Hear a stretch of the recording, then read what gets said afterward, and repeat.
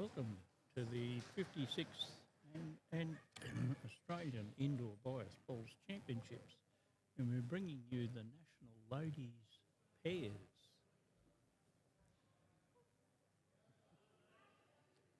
So representing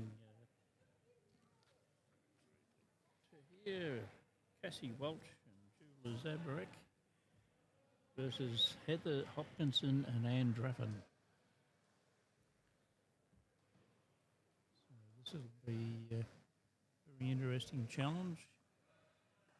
Certainly couldn't quite call it a grudge match, but we have a number of Australian representatives playing in this game, and I'm sure we'll see some high quality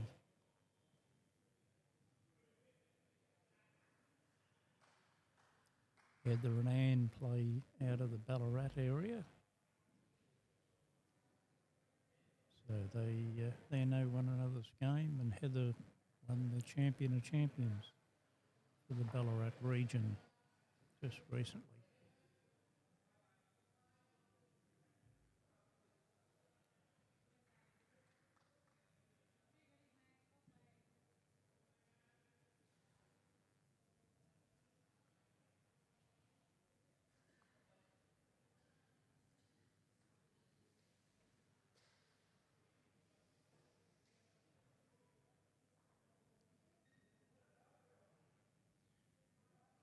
So there'll be a lot of tactics used in this game, a lot of discussions at the head.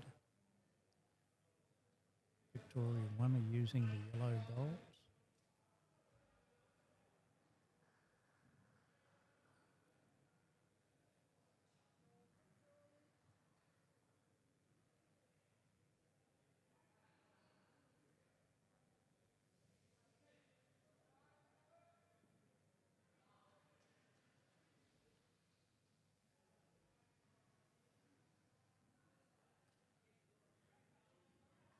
Anne has picked up the pace of the mat.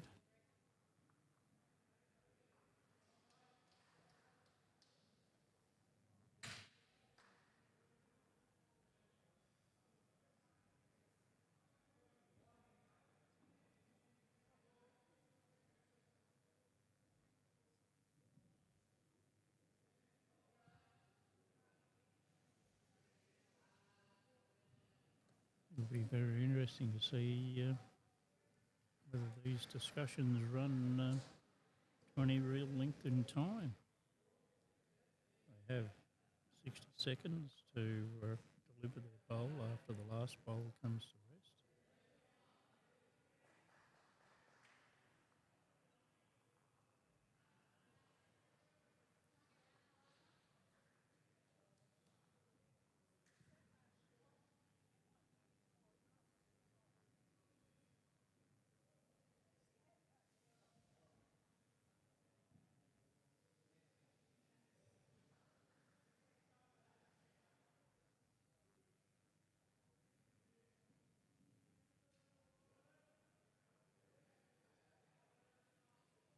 So Victoria is sitting with one shot at the moment.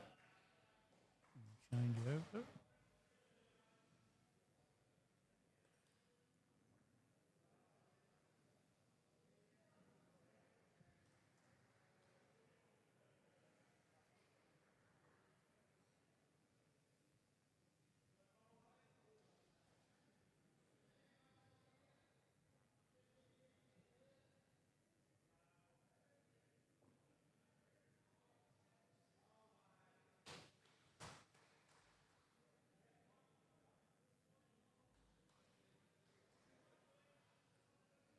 Cassie's drawn to the back of the head, looking for the movement in the front bowls.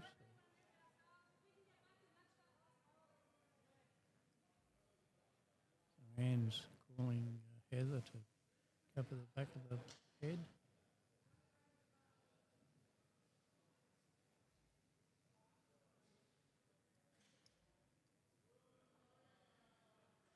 Unfortunately picked up the black bowl, rolled it into the head, but no change the situation, but it does give Tasmania an opportunity to narrow, protect the shot.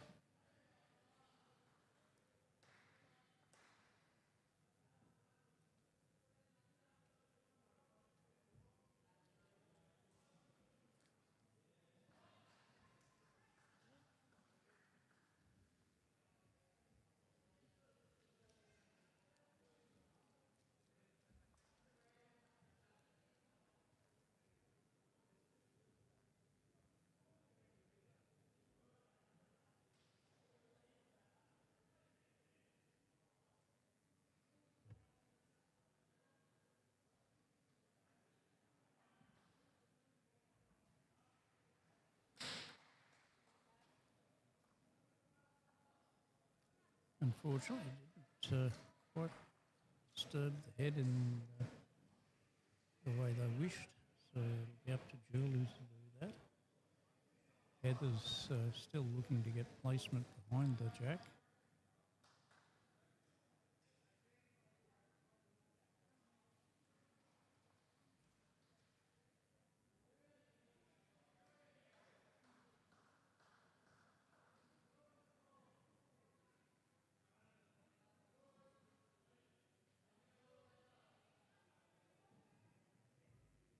Coming down the broadcast side of the mat.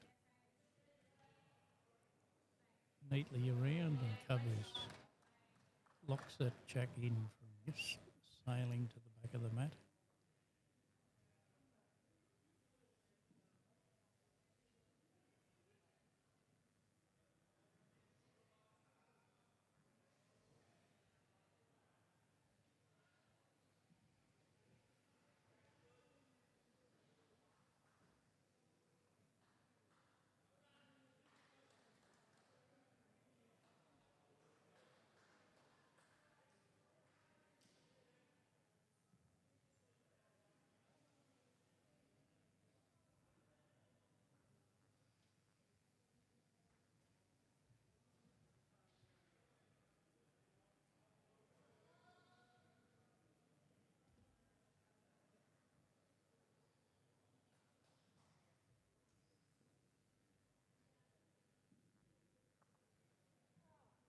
Julie's bowl clipped the edges and went up past on through.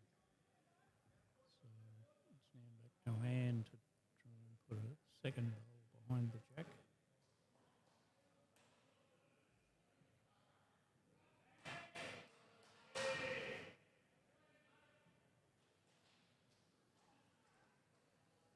Just again, slow mat tricking the girls.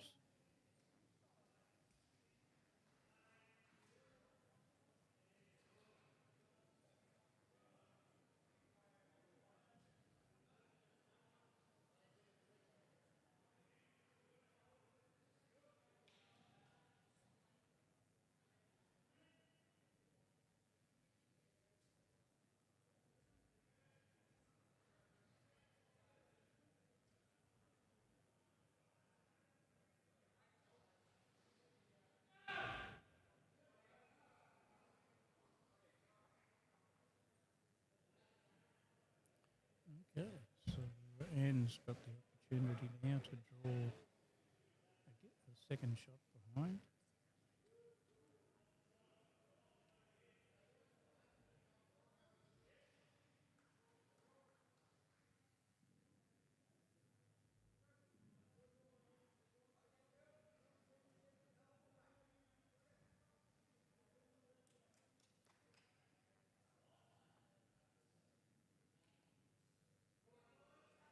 Okay, so we went on the count.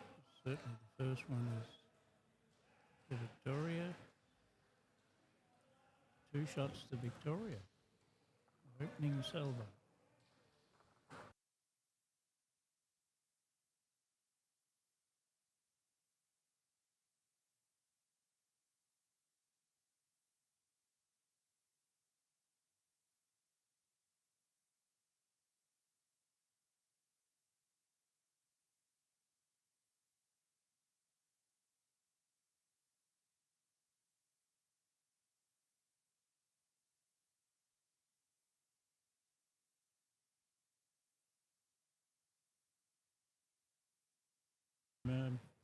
Rita and Jeff Steer. They've just been up here for a couple of days for the catching up at the Nationals.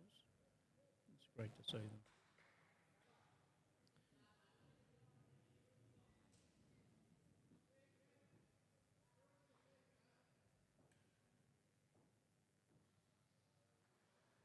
So sure, first ball off goes a little short on this one.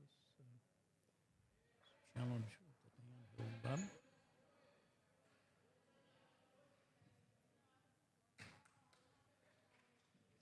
Cassie's sitting right on the number. So let's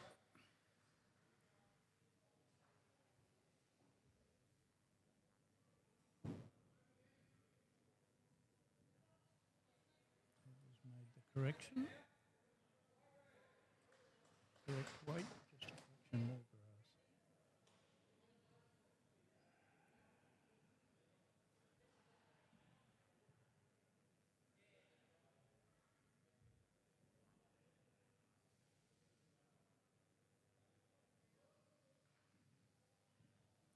Dropped a little short, and this is what we tend to see in the first few ends, just a little bit of tentative weight control.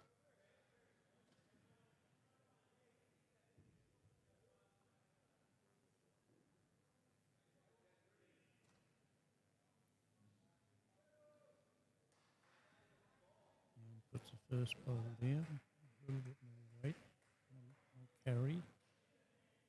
And again, needs to bring the bowl out wider on the mat.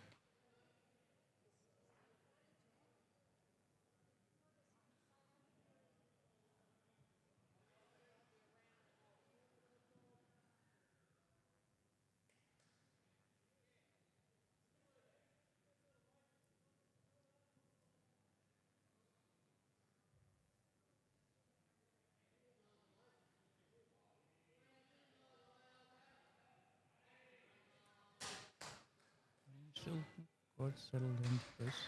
So, take the grass.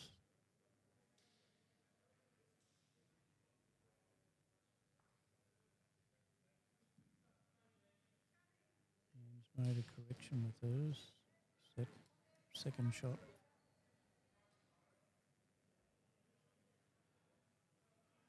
Julie changes hands to the far side of the mat. That's one float through. Second back bowl.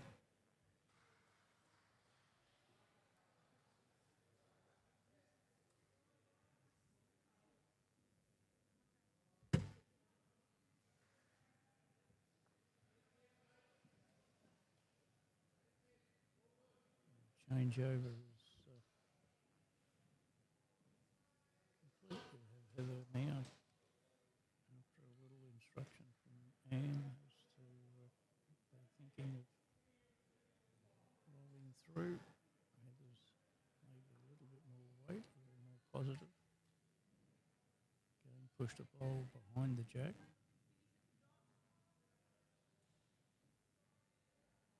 Opened the head up slightly.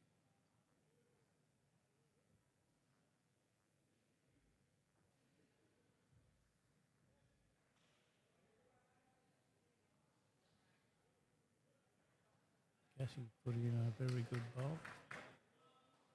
Possibly holding 3 shots at the moment.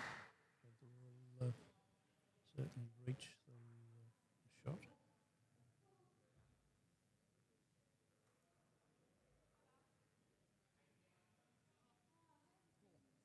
This isn't a good sign. The bowling gods aren't there.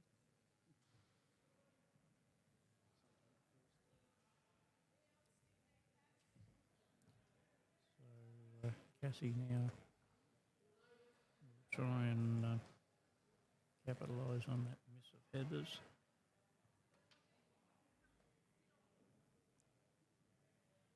Try and open this up.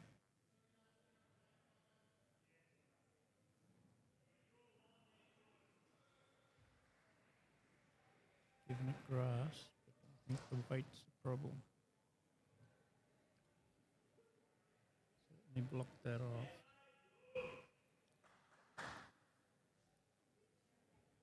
So the changeover now, Heather and Anne are discussing the lay of the land.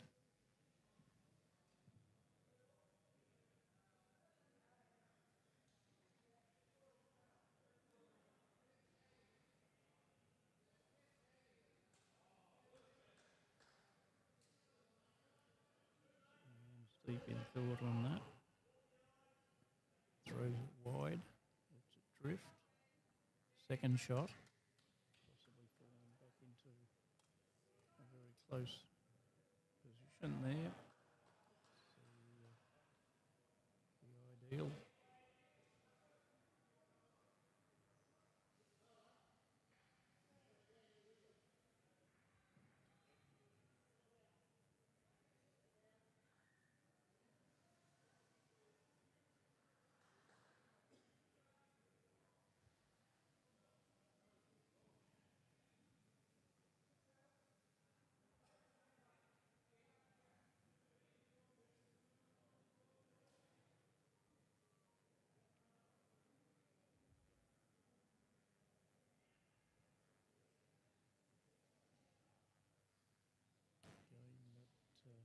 Wide side is something that I've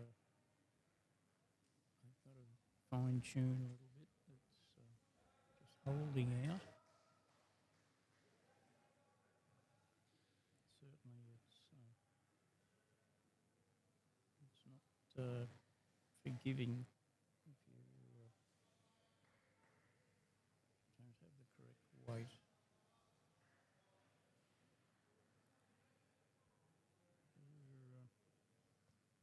And Heather have discussed playing the same shot down that outside.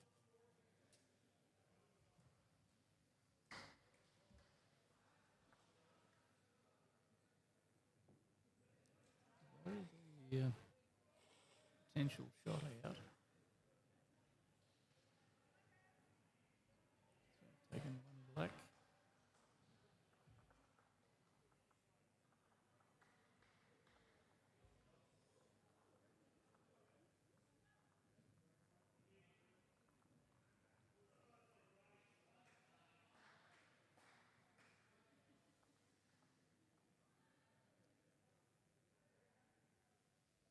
So we'll see what length Tasmania are going to play.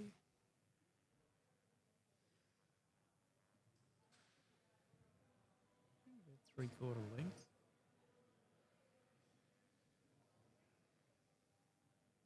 This is the uphill challenge.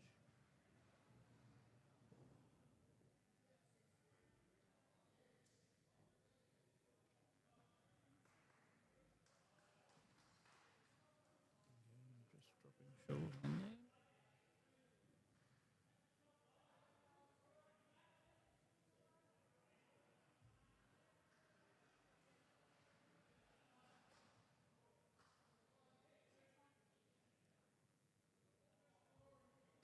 It was quite on the game.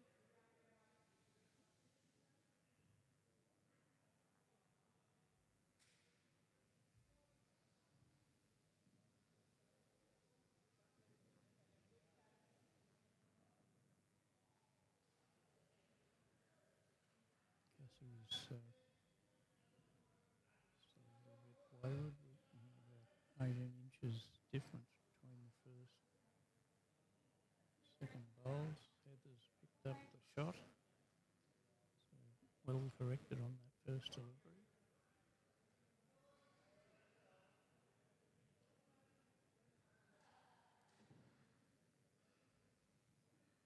Julie's up has taken the bowl. See if she can draw nicely to it. She's given it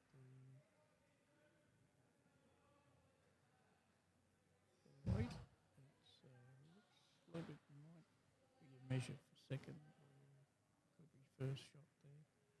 Very early to tell. Okay. Pushing uphill. And it's just covered the back of the tee.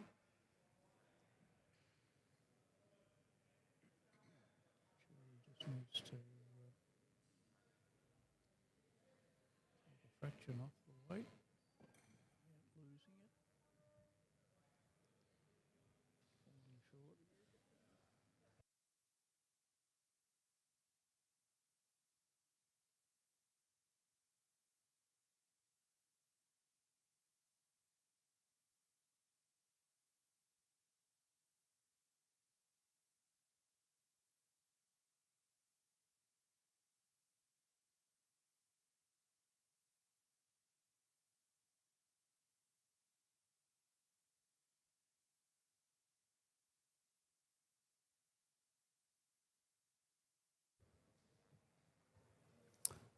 Hi Rex, Yeah. I'm back. You're back. That's a very healthy looking lunch you've got there. Yeah, I've got a good lady that looks after me, mate. You're not wrong there. Wrong there. So, yes, this is going to be a really challenging match on this one. And we'll see some international standard bowls, I would presume, from what we've seen so far. So tell us about the Victorians. Anne Draffin, I know And quite well. Yes. Hails from, what, the Ballarat region? Ballarat, and Heather Hopkinson also from Ballarat region. And Heather also represented Australia in Broken Hill. So both Heather and Anne have been national representatives. So with Julie. And Cass has had a And couple Cass. of appearances as well, yeah, Carolyn Parents. Walsh. So Trans-Tasman Test champions in all facets. And certainly it's a great opportunity to see pressure bowls and pressure on the mat that we'd expect from that level of competition. I was just looking up the girls for alongside us on the other mat. We've got Tassie 1 and Queensland 1. So Casey Brewer from Tasmania, Yes.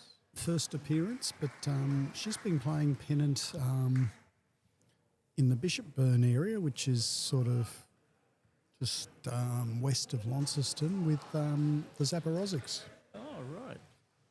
So you can have no better teacher than Julie and Simon. That's for sure.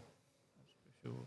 And I understand that a very proud parent is following the game also. So a bit of good news there. So 9 shots to 1 after 6 ends. So she's doing very well for a first time appearance.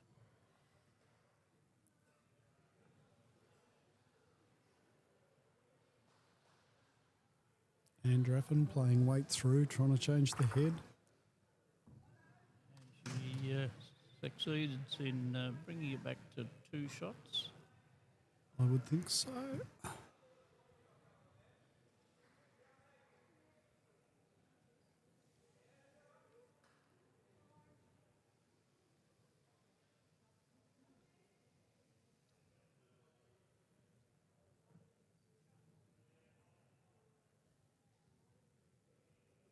Yes, Anne grew up in Western Victoria, George Draffin, and Anne have been stalwarts in Victoria for a long time. And Barbara Draffin is our Donny McLeod travel agent and 2-time Australian titles winner in the ladies fours. So very much a bowling family. Anne came up through the juniors. We can see Anne here talking about the shot selection, so she's reaching up between those yellows. She's got 2 yellow bowls there, 4 inches and 1.5 foot past the jack, so if she can get about a foot movement out of the jack, be the top result for herself and the Victorians.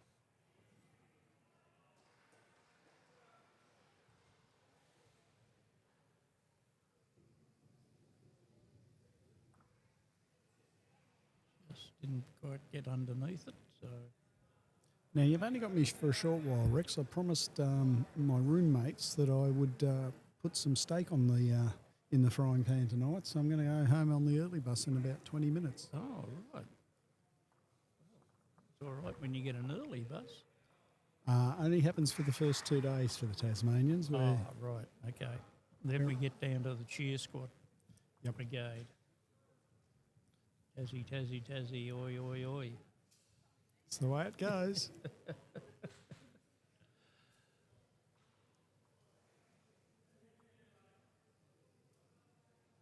Well, we've been frequenting the Sanctuary Gardens shopping centre, and it's been very good. All of the wonderful Thai restaurant. Can recommend that. Across the road here. Right across the Oh, road. yeah. Yep. Also known as the Stanhope Gardens Village. Stanhope Gardens Village. Sounds like a retirement home, doesn't it? It does. No. Some good modern businesses there. There was a little vendor doing shoe stuff, and I picked up some black colouring. I've got this pink salmon pair of Henselite bowl shoes at home, and they've seen their day. I decided I don't like the colour anymore, so black is going to be the order of the day. Yes. I've got 2 pairs of those. They were on special at one stage. And, Yeah, I don't think the salmon colour sold well at the normal price. No, they didn't. And I happened to buy some orange bowls, so that was the nearest thing I could get to a set of orange shoes. Yeah, I think the official name colour from them was desert, but I don't think I'd seen the desert ever in that colour. No. Maybe a desert sunrise. Yes.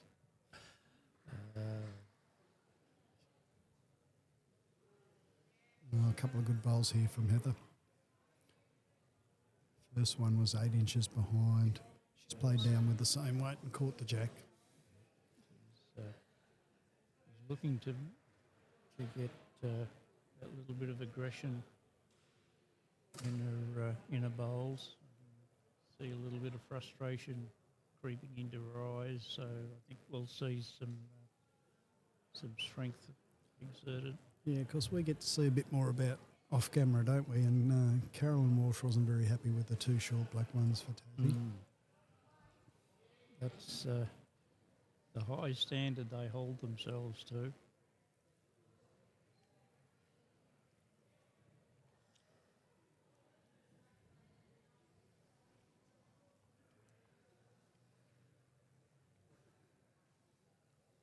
So yes, Anne's building that head situation there. Took it back. Anne's reinforcing it.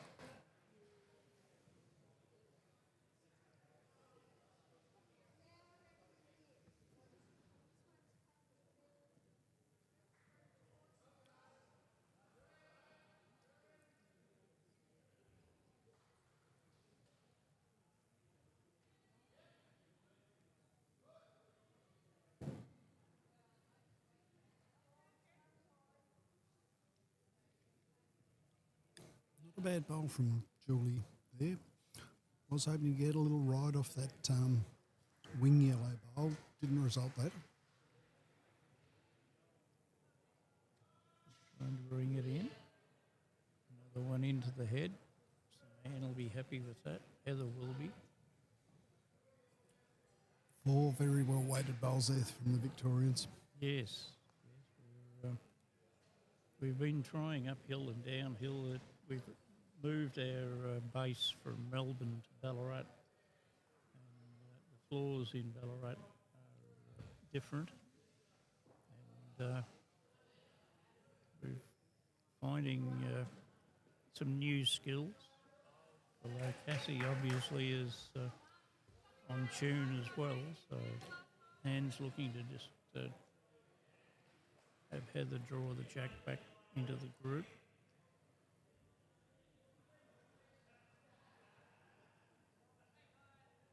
Down on a good line. Well, an excellent position there. 2 shots.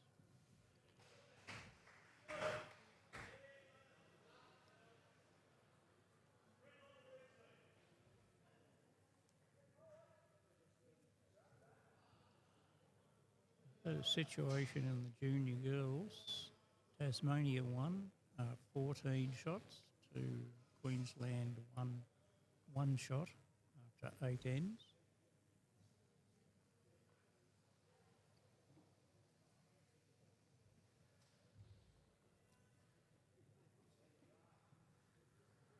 Cassie's drawing, beautifully weighted bowl. Just laid their closest Tasmanian bowl away from the jacker fraction there, so I think It just fell it away and indicated 2 shots to Victoria.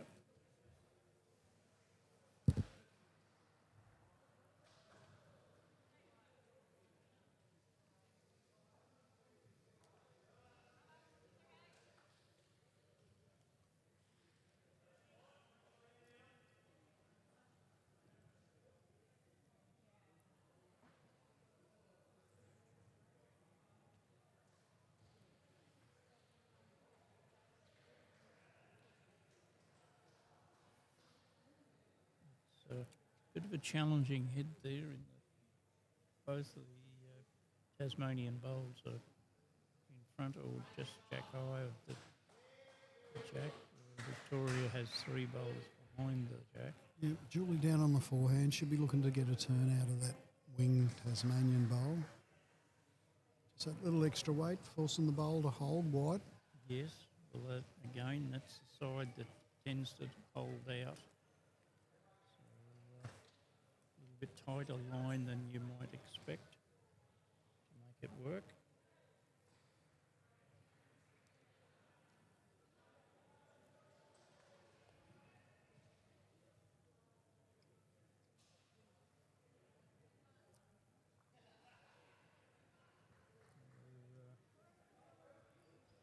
A bit of a disturbance in front, whether it's enough to hide the shot bowls.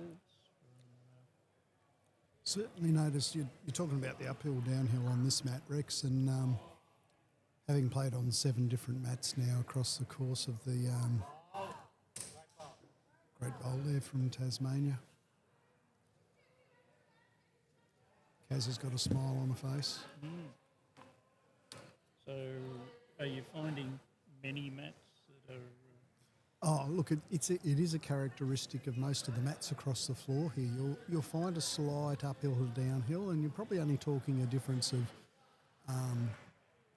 a foot to 18 inches. Yep. Seen a couple of mats where the last metre or so just seems to have a little more run as well. You know, you've got to get it up there, and then you think you've added a foot or so, and it just runs off the end. Anthony this morning described he felt that the mat picked up pace past the red line, which is, as you're saying, that last section of the mat just seems to pick it up. And that was his feelings, that it was just that last 3 feet or so that it just ran out. Yeah, it's probably a characteristic of. I mean, we always get that, but it tends to run in, I think, larger areas where it's more consistent. Here we're seeing it very much, I suppose, small patchwork areas. Yes. But I think the fact that it's sort of 4 large basketball courts that are multi-use probably means that, you know, the normal exaggerations we see around the centre and under the key of the basketball hoop isn't quite as pronounced as it has been in the past, but there are pockets where it holds or swings. Yes. We could always blame the pigeon poo. Oh, I had to clean some of that up over the last match there, mate. It wasn't on the mat, though. I wondered what caused me to slip on the floor.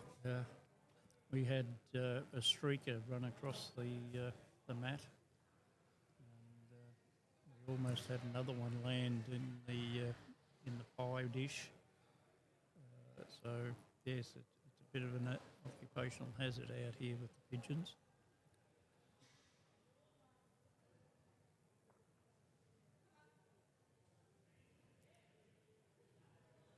My brother-in-law actually breeds them to eat. Would you believe that? Yes. Squab. Yes. It's one of the more traditional dishes, I understand, from England. Pigeon pie. I don't know that I can relate to pigeons that way, but they're fairly plump here in the stadium.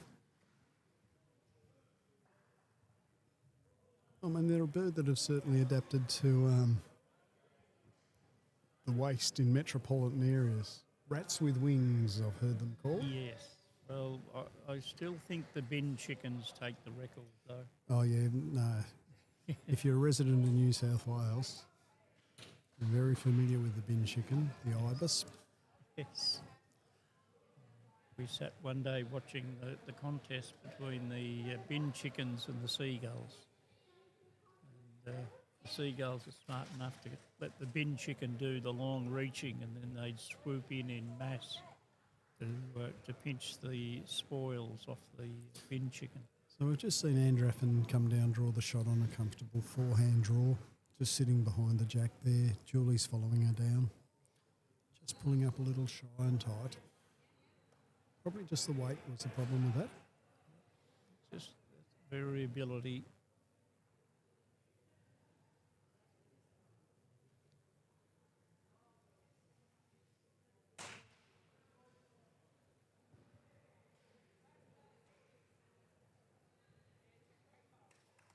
Great answer there from Anne.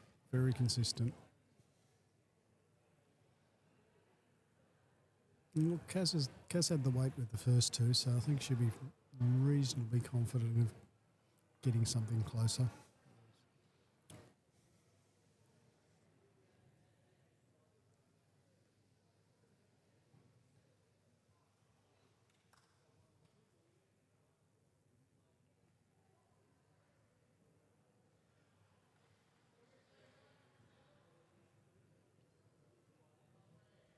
Set it out wide on the mat, nice and smooth, drawing back.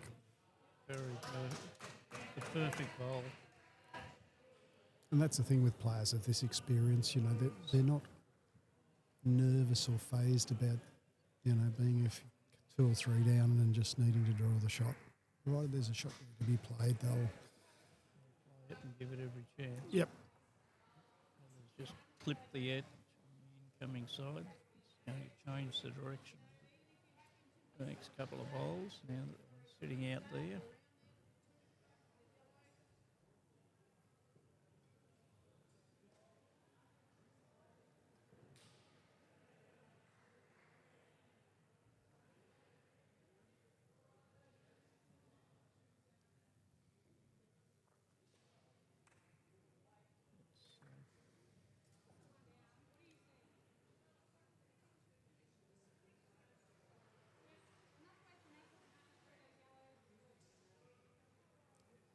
Okay, so clean up the rubbish. That's the instruction. Yep, the yellow bowls are a bit of an impediment to a draw, so Anne's called for a bit of weight through the head.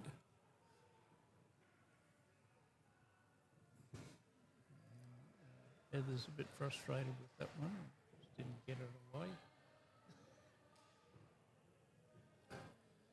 Yeah, we'll see Julie need to play a little more than draw weight. She'll be looking for 2-3 rolls out of the black bowls, bring them up to the second and third yellow shots. Just pop that yellow out of the head. Yeah, I think she'd be looking for the middle of those three blacks on the backhand side. I think so.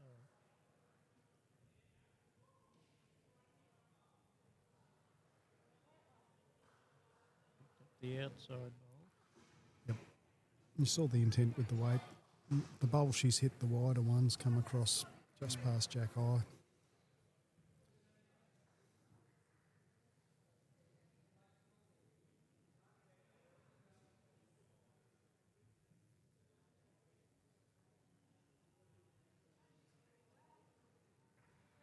Oh, and, Well played by Andraffin. and Draffin just answered the pressure question. Yep. Beautiful draw through the opening. The Tasmanians knew that was the danger. That was the bowl they were looking to cover.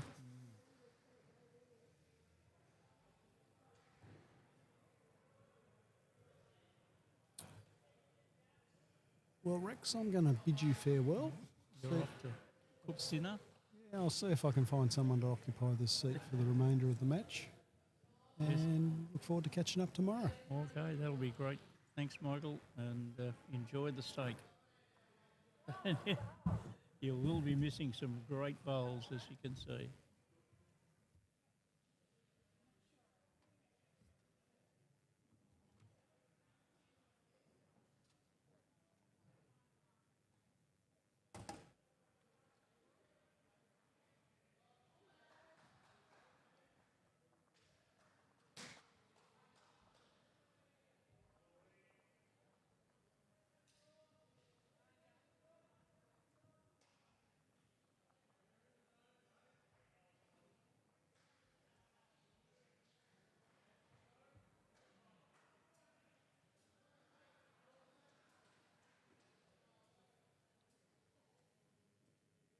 So the score moves on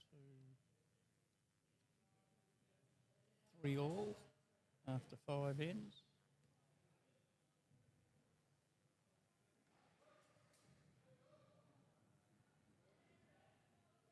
And for our junior competitors, Cassie Pruitt from Tassie are sitting on 14, and from Queensland, Akita Brown has reached 3. So 18 to 3 after 12 ends.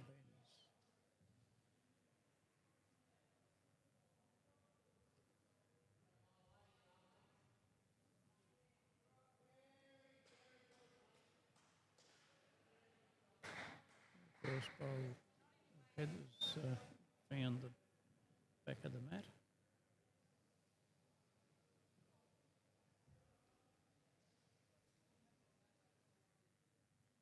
Heather's taken the weight off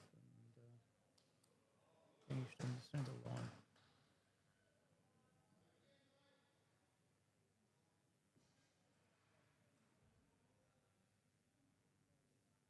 Cassie again throws it out.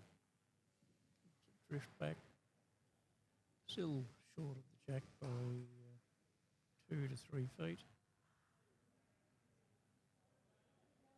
So again, challenge of just finding that weight down the hill.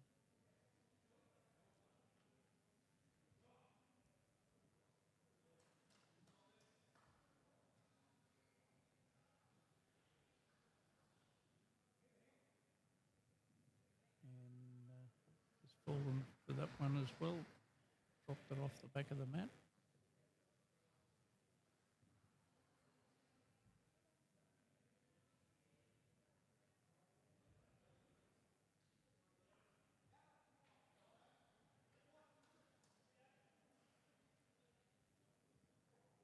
Perfect bowl by Julie, just resting the jack.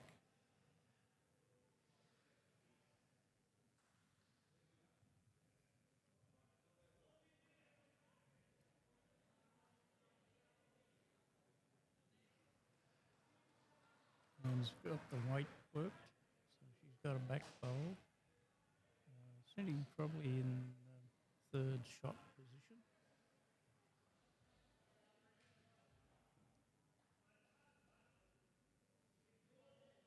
Julie's used every part of the mat, sides and the very back. So Jim's knowing wouldn't be able to sell franchise there. She's used all of it.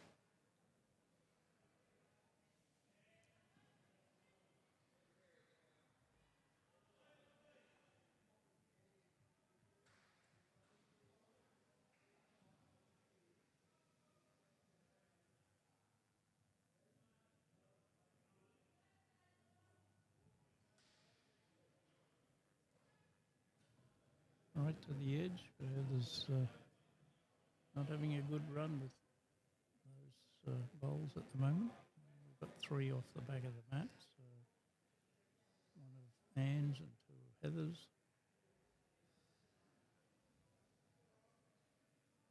And Cassie has called the toilet break. have a few minutes of wait until they return. So remember to always keep an eye out on Tasmania Indoor Bias Bowls for live streaming, indoorbowlswarrnambool.com.au. Frank Harney Media televise a lot of our pennant competitions and special events, and invite your friends to have a look at live streaming whenever we have wonderful footage up, and there is replays available on YouTube of some of the competitions that we've conducted. So Cassie's just returning. Also check out New Zealand Indoor Bias Bowls. They have some wonderful footage there also of their competitions and the Trans-Tasman Test Series, and always interesting reading their footages. So Cassie takes up position to draw a second shot.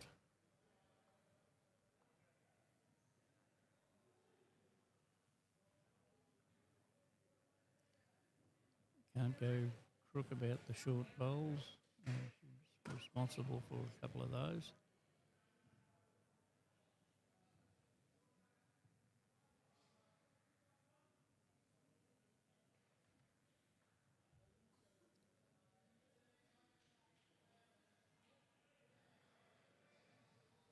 Heather also runs into the short bowl.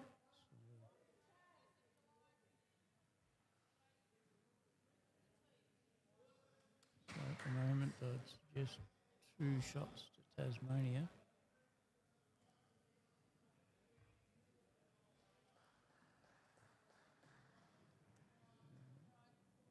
Cassie drops that one off the edge, so on the changeover. And we'll need to get in there to cut the shots down. The score at the moment, Tasmania 4, Victoria 3 after 5 ends.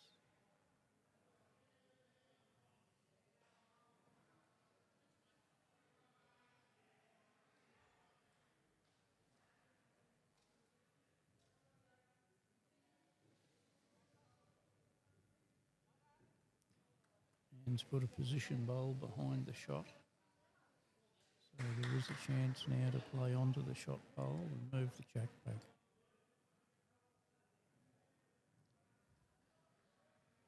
Julie will be looking to try and cover that situation.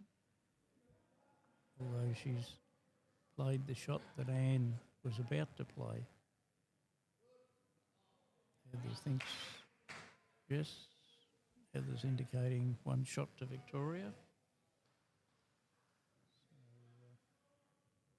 So, Anne just needs to come down the far side of the mat to draw a potential second shot.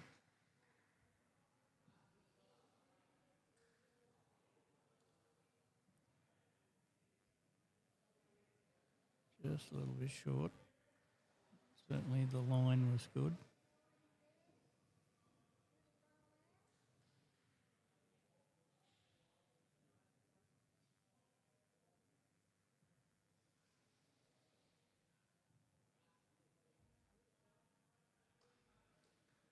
See how Julie finds ahead. Short bowls again, so 1 shot to Victoria, making it 4 all on 6.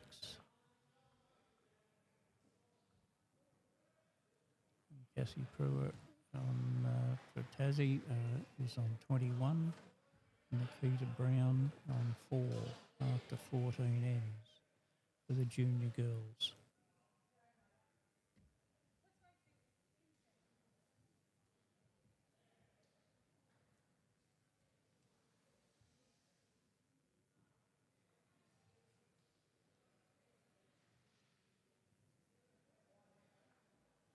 Jack is on full length, so this will be a challenge uphill.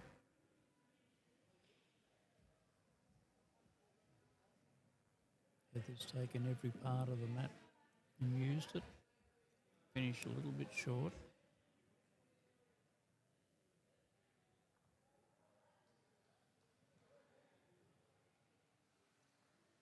Cassie Walsh is coming down the broadcast side.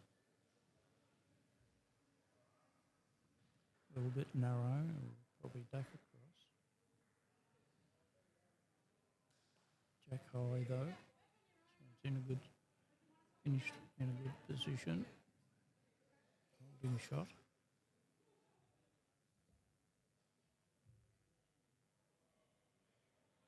Heather's taken more grass.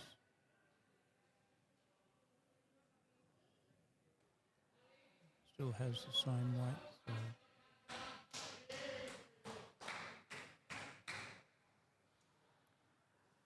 So Cassie can correct on her first delivery. Get a little bit more pace.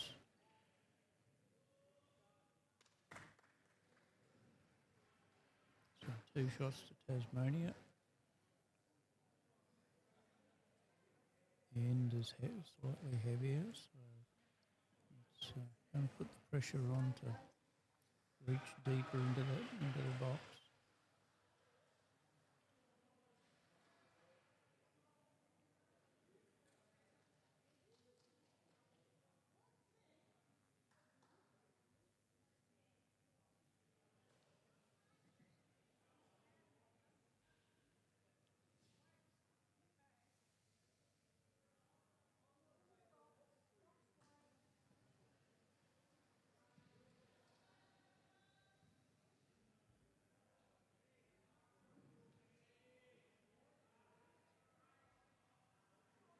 Julie's dropped short on that delivery.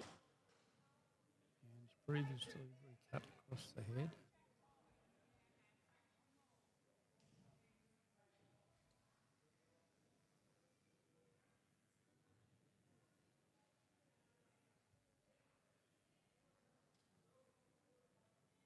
And his next delivery is very good. Picked up the weight. Used the previous bowls to correct, straighten the bowl out. Sit for second shot.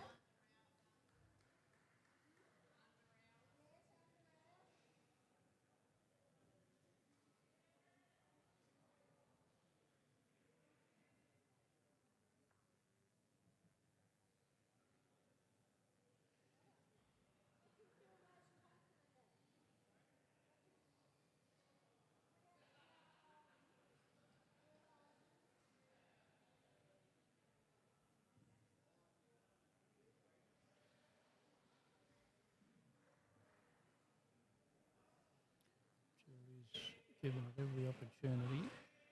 Push the bowl in, rock the shot bowl. I don't think it's changed the actual count.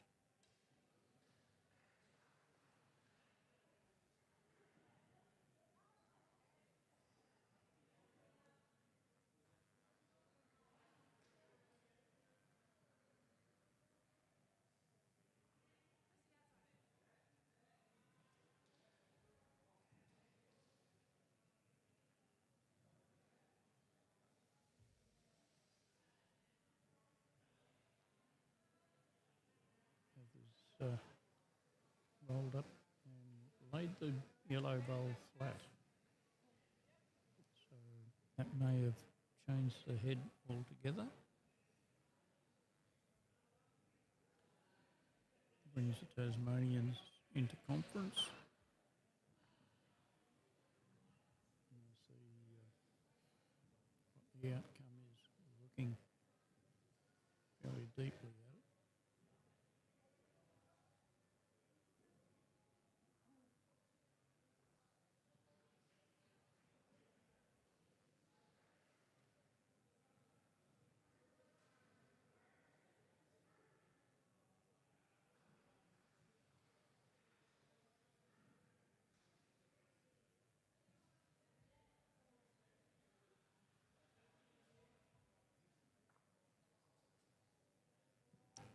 Didn't quite achieve what they wanted. Now up to Heather to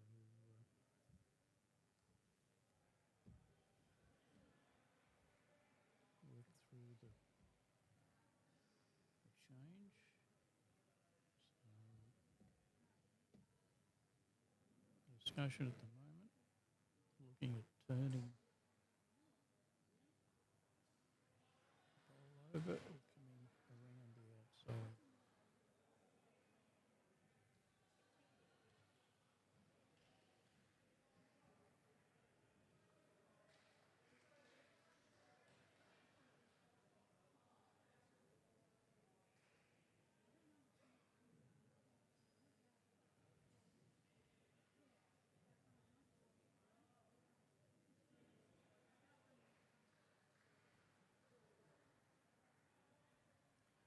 Very lengthy discussion there for the Victorians.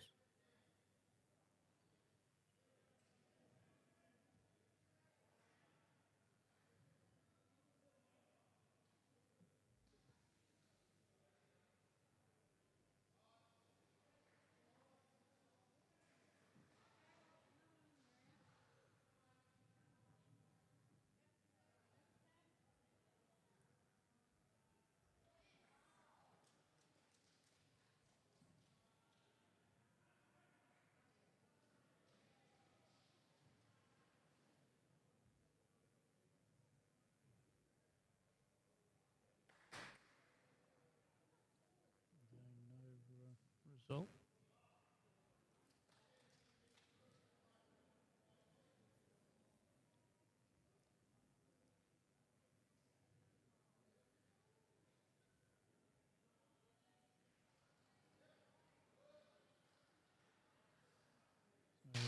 So both teams are taking the full complement of time in changeover.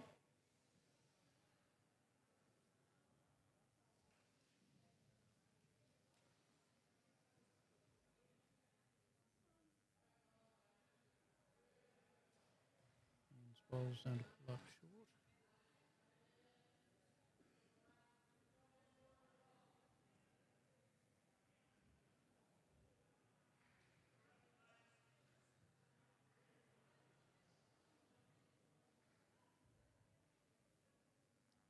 Julies has a little bit more weight in the delivery. Rolls one of the blacks out. Brought it in.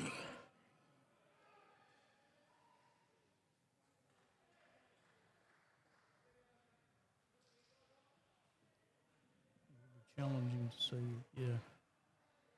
now who changes the head. Moran can draw in and split the two blacks apart.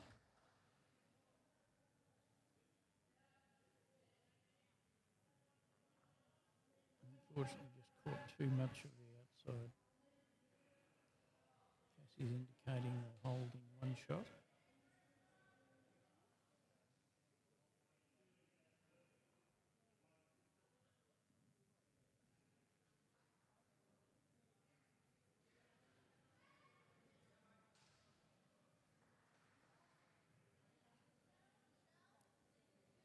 So they've decided to take the shot. So it gives Tasmania 5, Victoria 4 after 7 ends. And on the junior girls, Akita Brown is 4.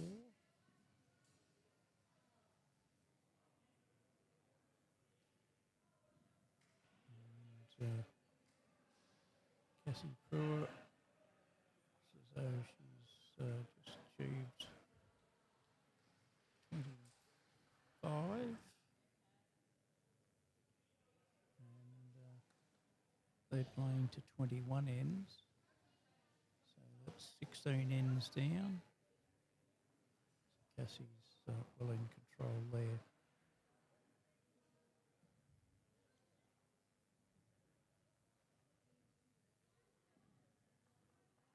Again, Heather's right to the very end of the map.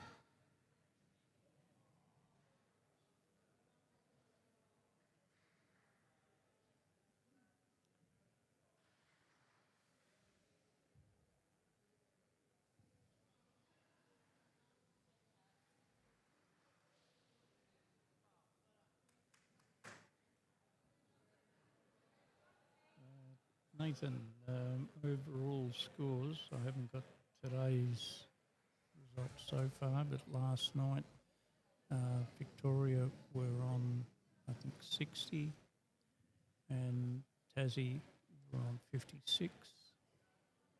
I can't bring to mind the others just at the moment.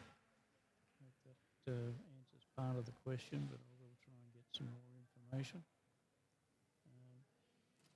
To Jason, yes, Vic's on the go. They've been having a bit of success today. But as we know, it's hard to keep the momentum up for the week. So hopefully we can.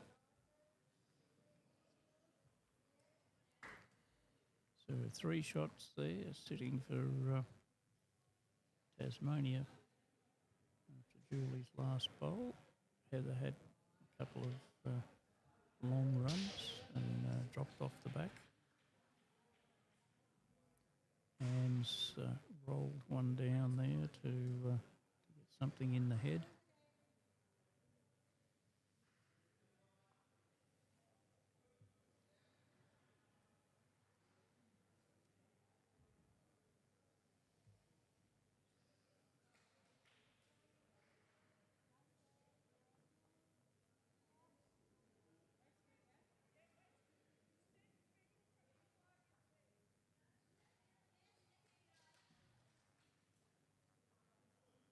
Anne's under a bit of pressure here with the current situation.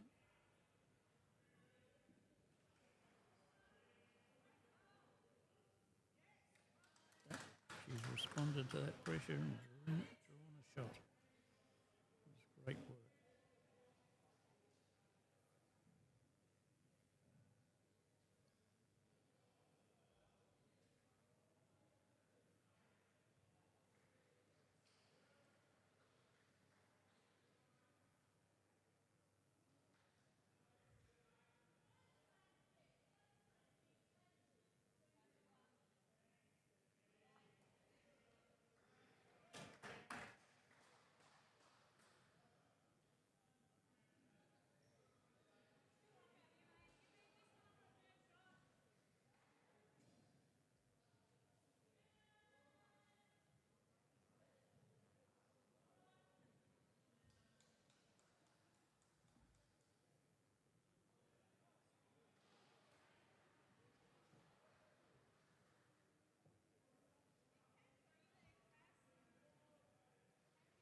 So pressure's on to draw in on that position there.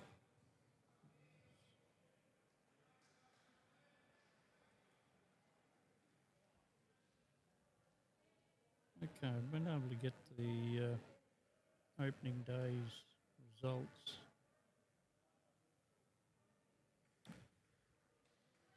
Which was Jack Gore Trophy.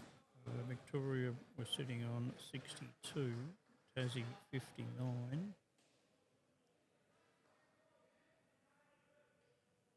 Queensland are on 47, New South Wales 36, 39, and South Australia on 29. So in the Bill Newman, South Australia, that's a bit of a worry. Haven't got anything. Victoria sitting on 14. Tasmania sitting on 10. Queensland 6 and New South Wales 6. South Australia don't have any representatives in the Bill Newman event this year.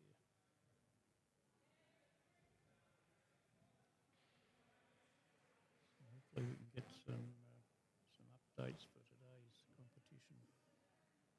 Usually if you look at the Indoor Bowls Warrnambool website or the AIBBC Facebook page, the results will be there, or on the Tasmanian Indoor Bias Bowls website. You'll get information there, updates as we've gone along. And share that around with as many people as you can, so more people can be kept up to date. So pressure's on Julie here to get into the head.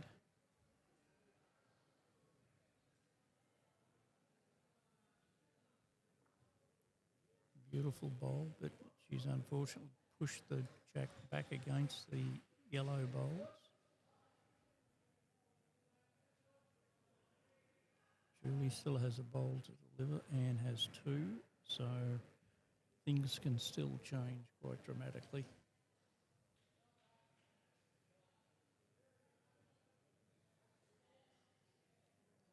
So on the junior girls match, Cassie Brewer is on 26 and Akita Brown is on 5 after 18 ends. They play 21 ends in their competition, 16 ends in the teams competition.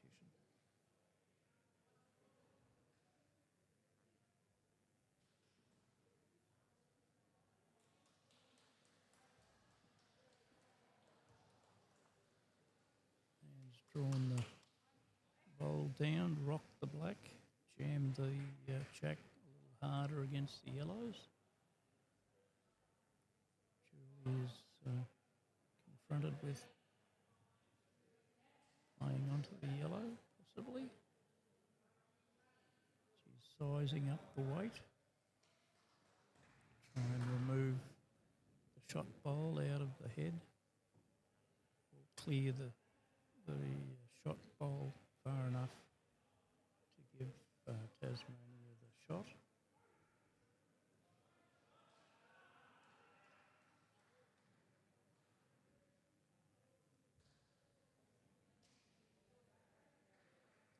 Julie's given it every opportunity, but well, she's moved, changed the head. Leave one to Victoria. Hasn't changed. Looks like they're taking the one shot. So Victoria move on to 5 after 8 ends. The score is 5-5. So tough competition, low scoring game, but exactly what we expected from these international players.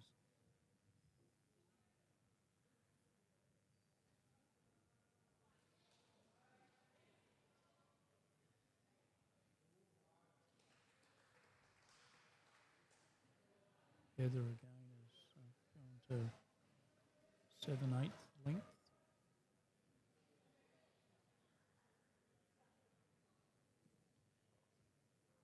Drawn to the tee.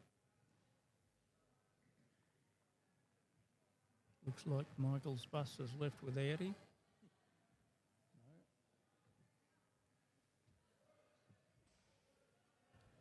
Did the bus leave without you, Michael? No, they've rescheduled it to 4:30. Oh, 4:30. Yeah, I think some of the matches running behind, so they're just giving it a bit of time. They've got to take a minimum of 20 on this first route home. Ah, well. I see the game's continued being fairly tight. Yes. 5-all after 8 ends.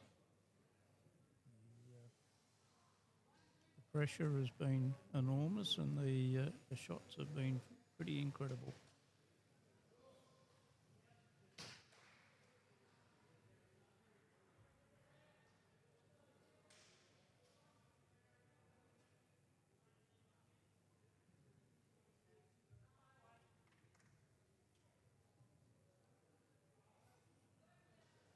Second bowl of Caroline's a little short, probably just counts.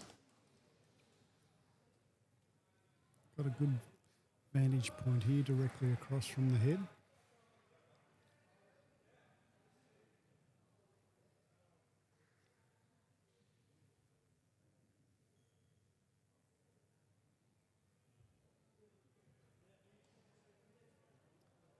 And certainly getting it away nice and smooth.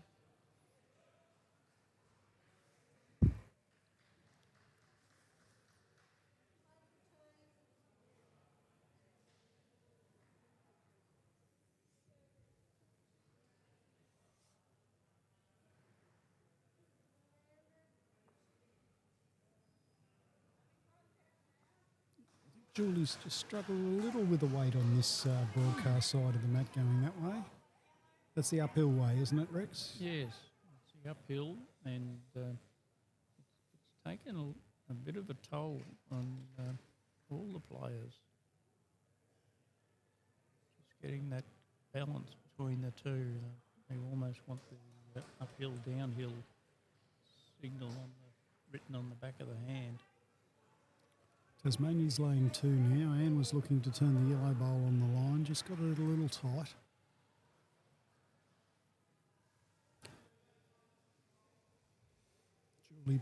Julie back to an open draw on what is a pretty kind hand. Absolutely.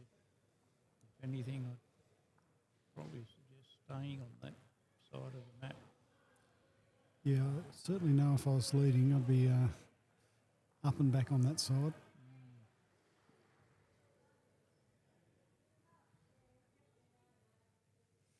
Getting bowls to the back of the mat is Yeah, Julie and challenge. Carolyn just having a chat about the fact that that's the uphill direction.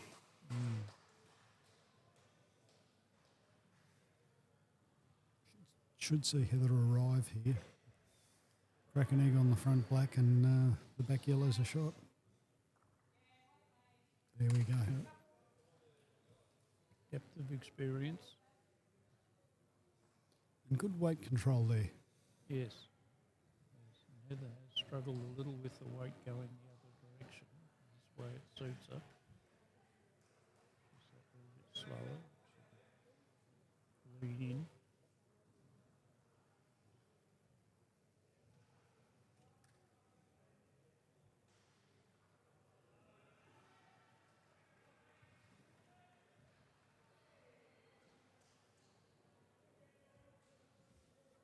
See if Carolyn can master the weight going this way.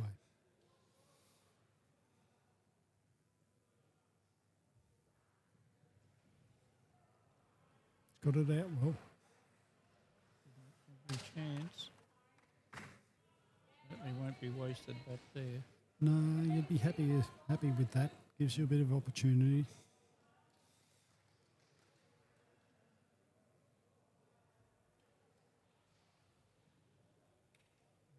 Reasonably tight.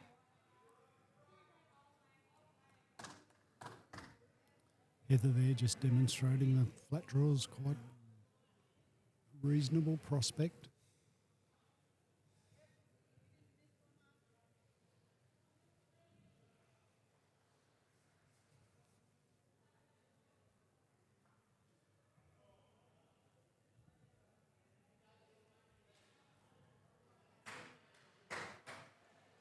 Oh, so close.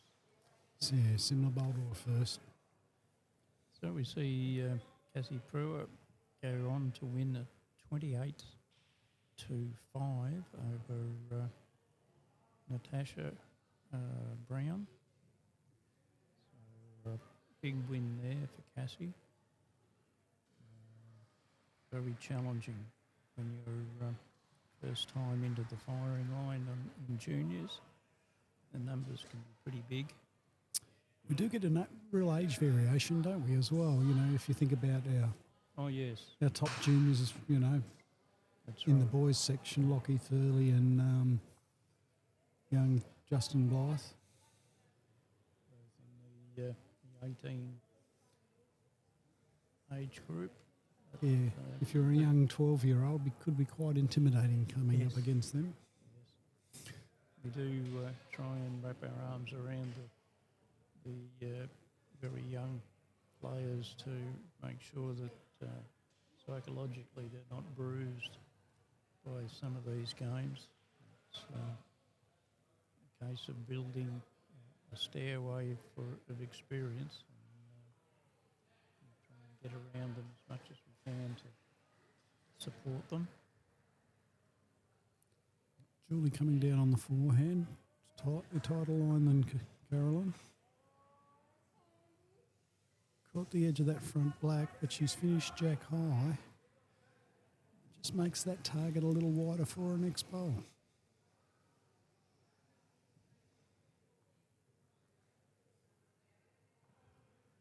Anne will be very conscious of at least getting to that Jack-Eye Black Bowl of Tasmania's. Oh, man. What a shot. Perfectly picked out the jack. Didn't promote anything.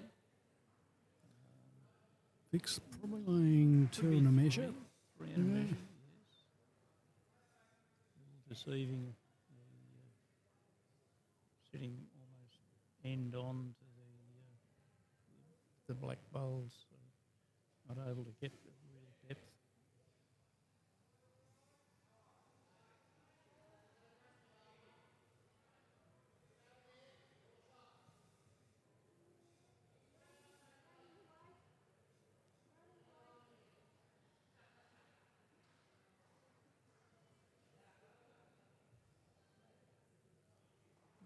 A bit of a drop in the action there. Julie's not getting down quite as low.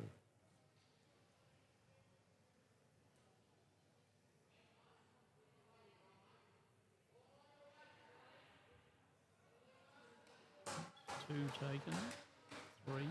Three's definitely in.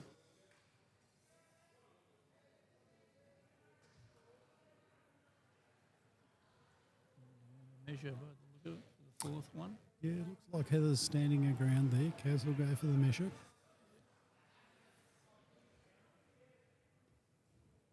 Always, if in doubt, measure it. So, Yeah, nothing to be lost at all, particularly with the yellow and black bowls. The yellow bowls, because of their light colour, have a tendency to glow and look a little closer. the coloured bowls certainly make a difference. The orange and blue in sizing compared to the black. Although the ladies always say black is flattering, slimming. Doesn't make their bums look big. Oh, it's a question you never want to answer, is it? And that's a 4 for Victoria. That's a major pickup in this sort of competition.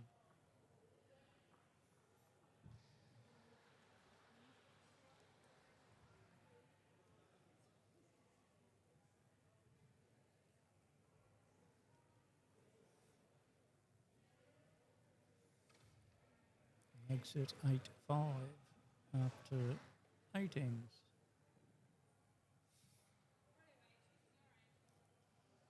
Skip's a quite relaxed sort of game, isn't it? It's got a relaxed atmosphere. It has. These Although girls all know each other very well, though, so they know it's going to be a tough contest, so I don't think they're nervous about it.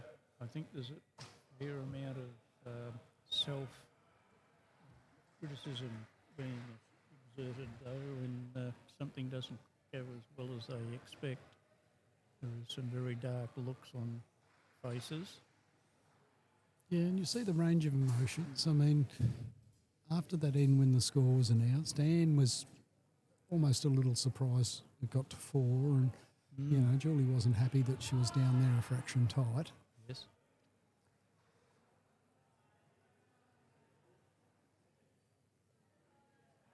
Heather's done better this time. The last couple of ends, she's dropped bowls off the back of the mat. She's kept the weight under control.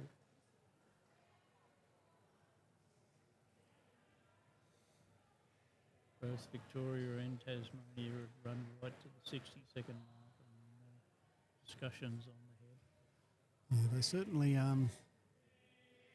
know how to use their time. Yes.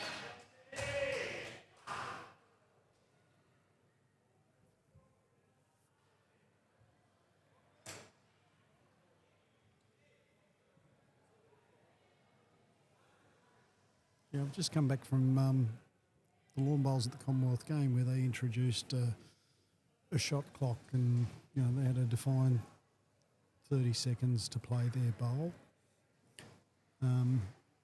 So if they chose, particularly in the singles where most of the players all followed their third bowl to the head, they've only got 30 seconds to sort of study the head and get back. But there was a much more relaxed environment about the position of players and the possession of the rink, where you'd see, whilst the opposition bowl was coming down on one side of the green, the player would be returning on the other. All right, so they were even, dare I say, challenging the rules a little. Yeah, no, there was a briefing before the game for the players just to let them know that the possession rules had been relaxed. Right. Um, Certainly for the television content, it looked to flow very quickly and very much in the format that yeah, and I think, you'd want. and so watching it on the television, where it's very much concentrating on the bowls and the bowls going down and the look of the head. So one player's played their last bowl. Their opposition, who is at the head, while that bowl's coming down, they're walking back. You won't pick that up on television, but you'll see, as you say, you see the game flow very well. I think it's certainly revolutionised the visual content that can be produced compared to the other formats that we played previously. The Puritans of the sport would not like the fact that we've lost triples and pairs, or sort of say triples and fours from the makeup of the game, but I can understand why the concept has been adopted.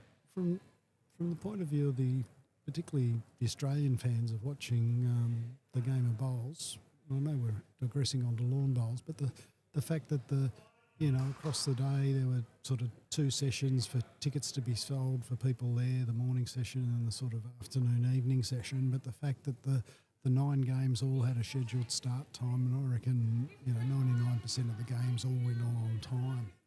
And so from a television broadcast point of view, having the certainty about this sporting contest when it starts and it'll finish in time, makes it more attractive for televising. And if you've got something that's attractive for televising, it's attractive for advertisers and sponsors. Yes, that's what I was thinking, that it was a much tidier package for an advertiser to gain. And certainly the challenges that we've seen in the grass greens and the quality of the greens themselves has been eliminated with this indoor format, although it's pretty expensive to build, I understand. Yeah, there's certainly a lot of work goes into it. It was an event centre, so very much like exhibition hall. And I happened to walk through security on one of the mornings with a couple of Australian brothers that actually did the installation, and they were talking about the 20 mil variation across the floor generally. In a separate hall, there was also one practice rink set up for them, and the floor there dropped 4 inches from one end to the other. Good. And so they have to build I think it's a joist-based floor sitting on packers that allows for, a 4-inch, 5-inch variation. Yes, well, those large centres were built not for a perfectly flat floor, but drainage and fall of and subsidence would be the other issue, getting in a large area such as that. Julie Zaporozek there with a great little bowl. Turns Carolyn's shot bowl. Just lays it down. The jack hasn't moved much at all. I was really inspired watching the disability pairs game final, and I thought Jimmy was really fantastic with the bowls and the positive approach he takes to the game, and really steps into Jimmy it. Reynolds is a very accomplished bowler. I've watched him now for half a dozen years going to, Australian events and some of the internationals. And as you say, as a bowler with a disability, and you see Jimmy and, the level of, I suppose, the disability, how his body's twisted and his spine's twisted, and the fact that, you know, delivers a bowl on the right one with the right weight Yes. very, very regularly. Yes. Really admire that. I've made a comment while watching that they could, some of the able-bodied bowlers could take some lessons from them. Very consistent. Now, Andraffin wasn't able to change that head. Julie's last bowl just drifted through a fraction. There's 2 on there. Tasmania pick up 2. So it tightens the gap.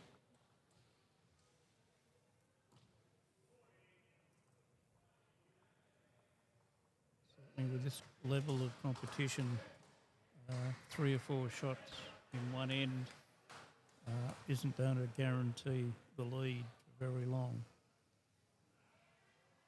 Break the mental strength that these players have to and the resilience that they have to fight back and quickly turn it around.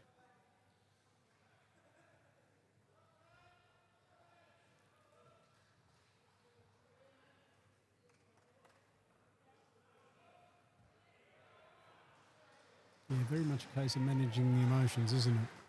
Yes. You know, I talked about, Julie being a bit annoyed about, not changing that last head when they conceded 4 shots, but, that's behind you now. You've got Yes. to focus on the task ahead. And that's the lesson to learn for new bowlers is to be able to close the door on the bad one and immediately look to the sun for the next good one.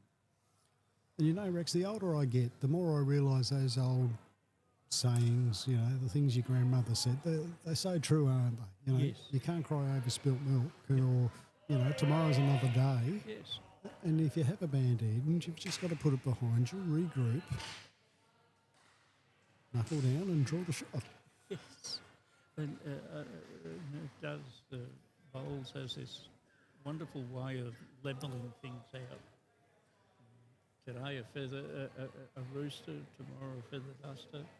The day after you've got a new set of feathers and you're on the wing again. So you've just got to ride the waves and accept the things will change and believe in the process. I think that was something that a couple of young bowlers were saying about their development. Just to believe in the process, keep following the process, the results will come for you. That's a very good way of approaching it. Yes, even if we lose today, the sun will come up and we'll all move on. Another great day. And just about 4 inches too heavy, that's all. Just a bit. Probably measure for shot there. I'd probably favour the Tasmanian black bowl behind the jack.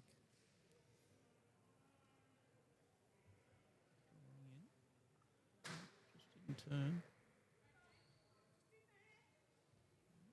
Sitting there, just sit on that back shot of Tasmania's, the black bowl. And can really play the same bowl because she sits her own bowl, she'll get the shot. Turning in. Turned a little bit too much. Yeah, just a little too much off and it's turned into that front black.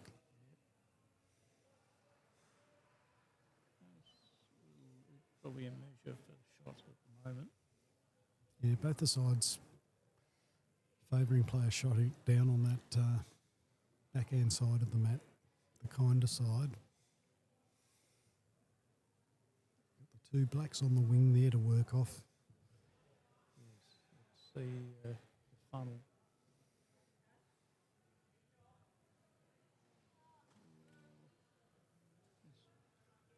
Probably changed it now for Heather.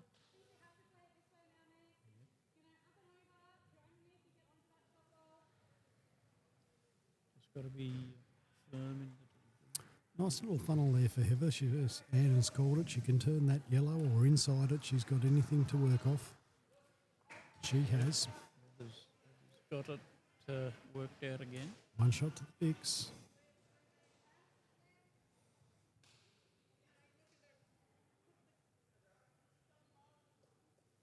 So Julie calling Kaz on the forehand. Roll through that shot bowl. We've got a catching black behind.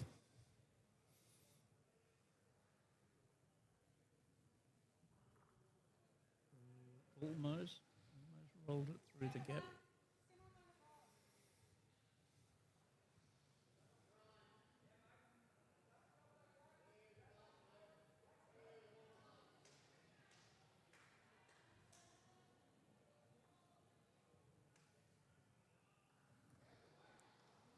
It wouldn't surprise me to see Julie play a little more weight. She catches the inside edge of that outside yellow. Can get a good angle on pushing the yellow out of the head. The head and leaving it there for four. Yeah. Which would be a good pick-up and bring the momentum back right.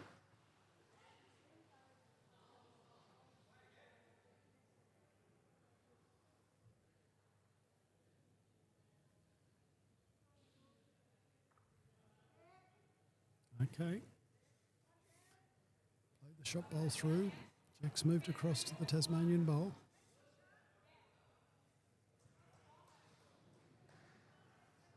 Vixer got the next best two. Again, I'll be interested in whether a tight bowl, just to feather off that short Tasmanian bowl and get a run onto the jack or the shot bowl. Pretty much like a feather there that work. That's a shot Anne's chosen to play. Oh, There you go.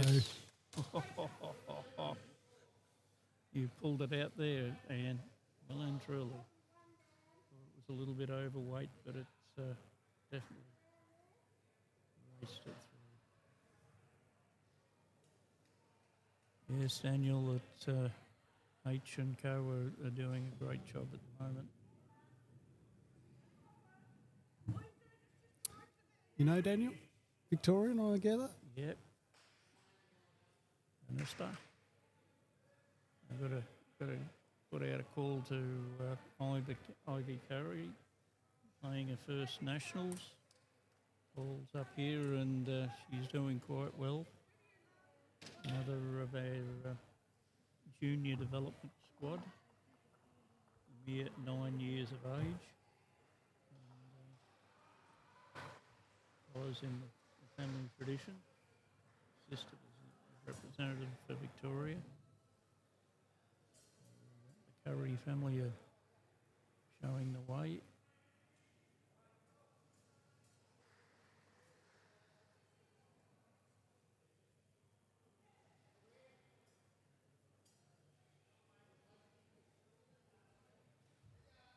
Takes it on now to 11-7. After 11 ends. So some good bowls from Heather and Anne. But, Cassie and Julie certainly won't let them get very far ahead, if at all. Keep the pressure right on. I've seen Heather put her first one close to the jack. Yes. Heather's led pretty well going downhill here, hasn't she? She has these last few ends. She's recovered from dropping the bowl off the back of the mat in the early section. And, she's tightened that up. Got it into nice consistent weight going downhill.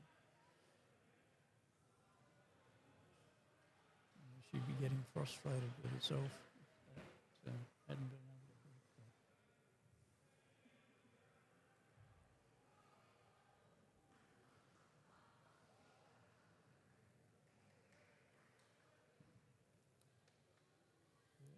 Carolyn's bowl there, just drifting past Heather's.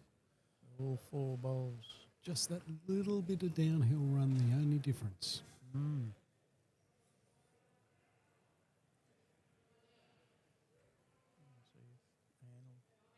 See if Anne will sit on that outside black of Cassie's.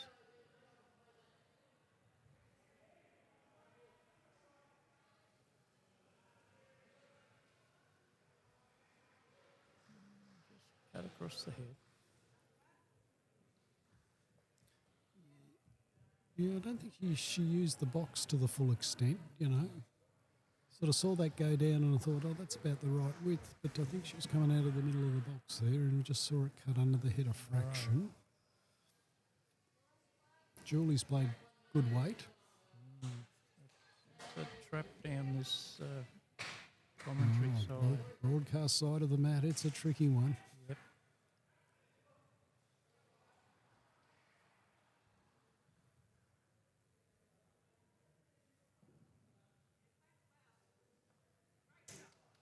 Oh, man. Threw it in beautifully. Covered up that receiving shot. Still on for Julie to get in there. Still room to Yeah, I ring. think she'll play a fraction more weight just to make sure of it. Inside edge of that wing bowl, be a good result. Grass is perfect. Yep. Grass was perfect.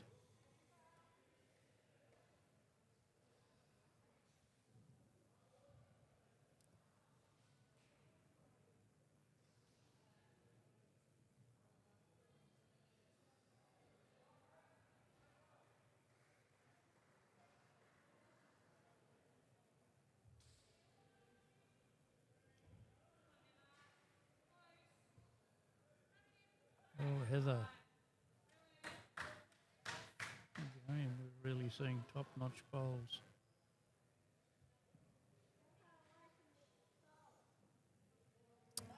And Andraffin gesticulates back to Heather. I'll lift my cap to you for that bowl. Yes,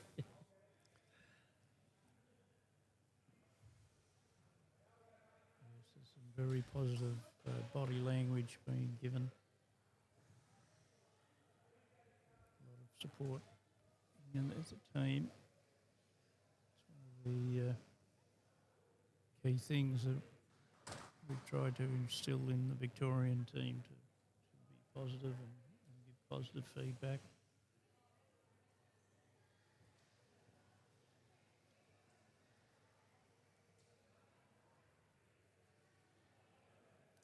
Heather just playing the same sort of bowl she played to secure that trail.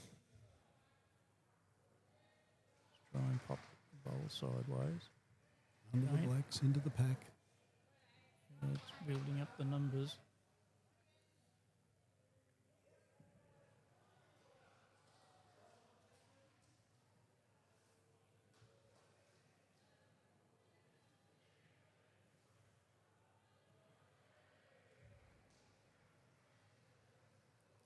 That's the right country. Good width on the bowl from Carolyn there. Oh, Got a piece of jack. It's only got the edge of it though. bounced it back into the yellows.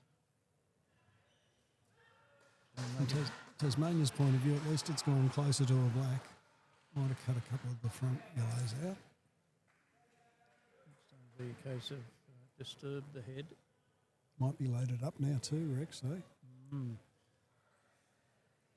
going to try and lock it in. I think Julie's going to have to try and demolish it to open it up and cut the numbers back. Depends how many bowls are actually in line coming onto the front of that. Certainly would be looking to. I don't think that was quite in the. No, not what she intended. Anne's apologised to Heather. She was looking to just sort of draw up to it.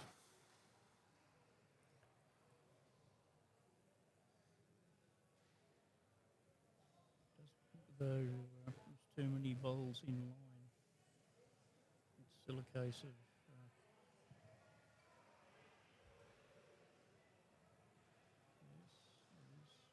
possibly the front, like as you call the two front bowls, push back, push the jack out. Yeah, well, Carolyn sort of tucking the jack into those yellows probably now forces Julie to play up through. They're sort of talking about that now. You see Julie sort of indicating, if I hit that, jack's going back. I'll have to control my weight. That's the challenge now, to get blood in the eye to fire it at it. Keep control. A bit underweight.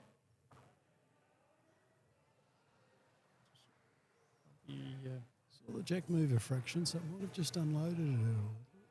It certainly moved the jack. That's just a term we use to say unload is where, well, loaded is the jack sitting next to the bowl. And the issue with that is when a bowl comes down, the jack receives the full momentum of the bowl that's been delivered. But when it's unloaded, You can rattle without it can rattle disturbing. more, and yeah, you've got a bit more liberty to play a little weight. That's what Anne and Heather are discussing, the fact that it is unloaded.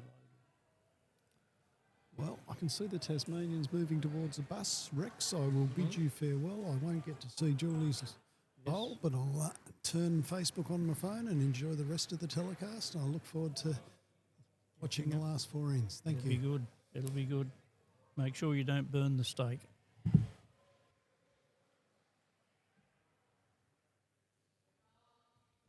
we go. Anne's set it on its way.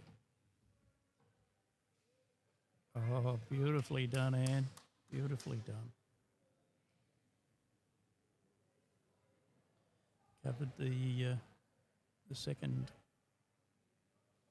Tasmanian bowl, so potentially even played on to the rattle the group. There's a yellow bowl there ready to catch it.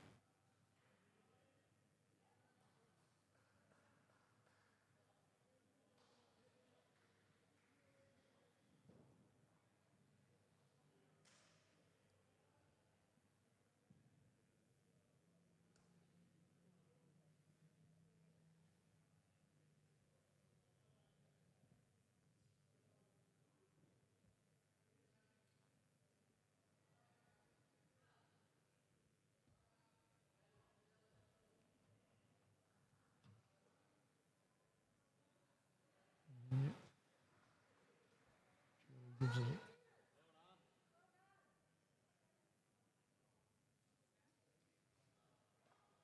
one black. Wonderful bowl and just rolled the jack back. That's the control, and the level of the competition was enormous. I hope you're enjoying this at home, because we're certainly enjoying it here in the Blacktown Leisure Centre.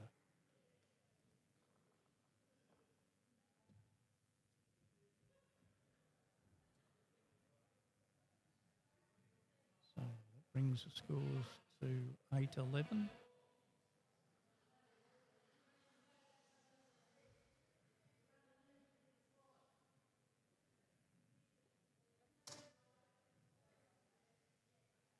We have 4 ends to play. And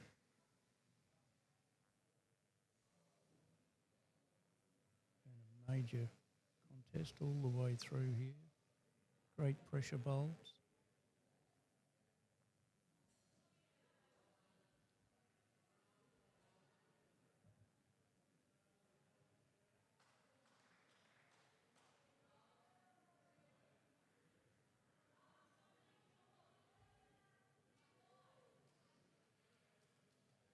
Cassie's put in a really good stinging bowl here, right to the jack.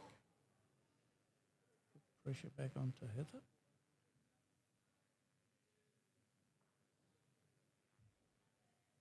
Heather's playing with a little more confidence on this side, but dropped it short.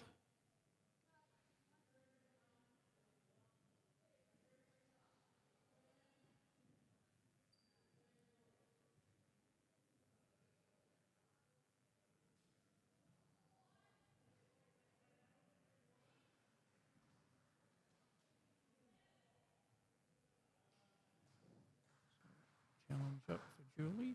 See if she can draw in for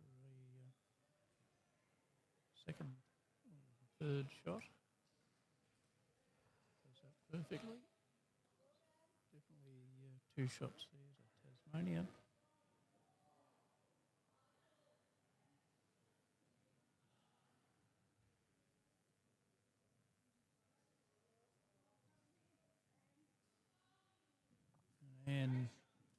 in for second shot, possibly shot even. It's fallen forward.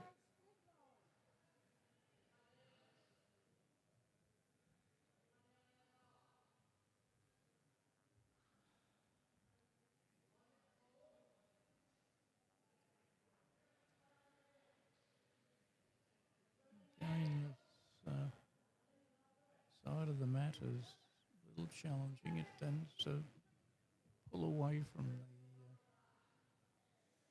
commentary side. Keep the weight fairly positive. Hold the bowl out. Suzanne's done there. Just rolled the bowl in perfectly. Picked up the jack, moved it across. Keeping control of it.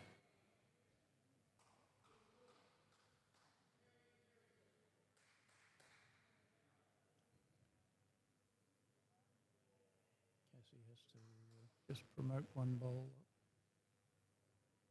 They've got the backest bowl. So for Cassie, down the far side of the mat.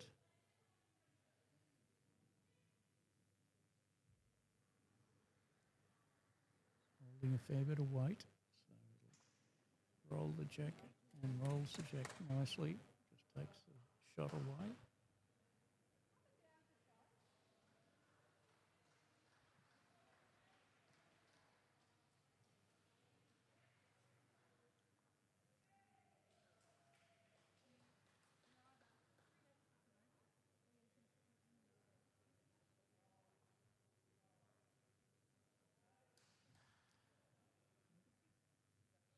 Discussion between teammates. They're seeing the bowls and the directions that they want to try for.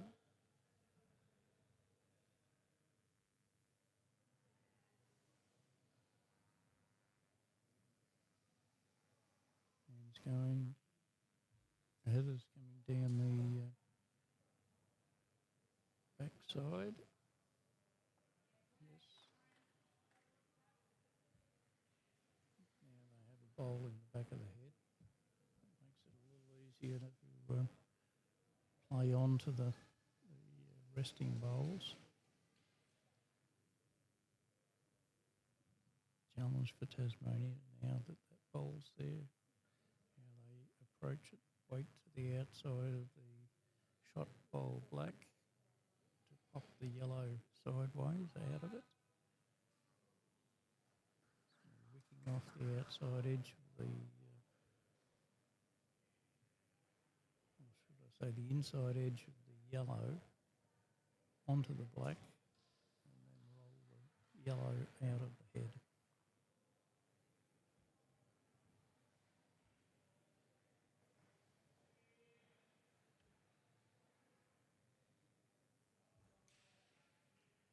Cassie's given it every chance. Just didn't pick up the bowl, but covered the.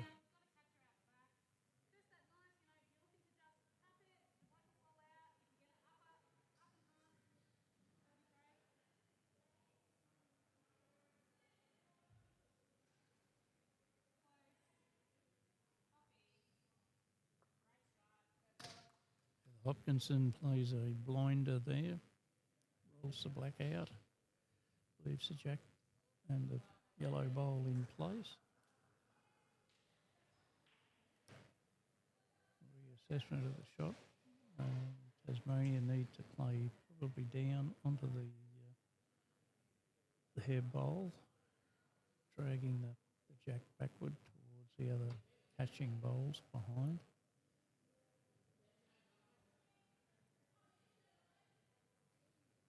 Other option is to promote their bowl into the group, taking the yellow out of the head. Jack could drift easily back for the Tasmanians on that one.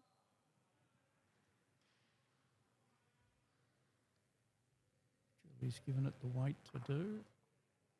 Unfortunately, it just ducked and she caught the short, narrow bowls. opened the head up though.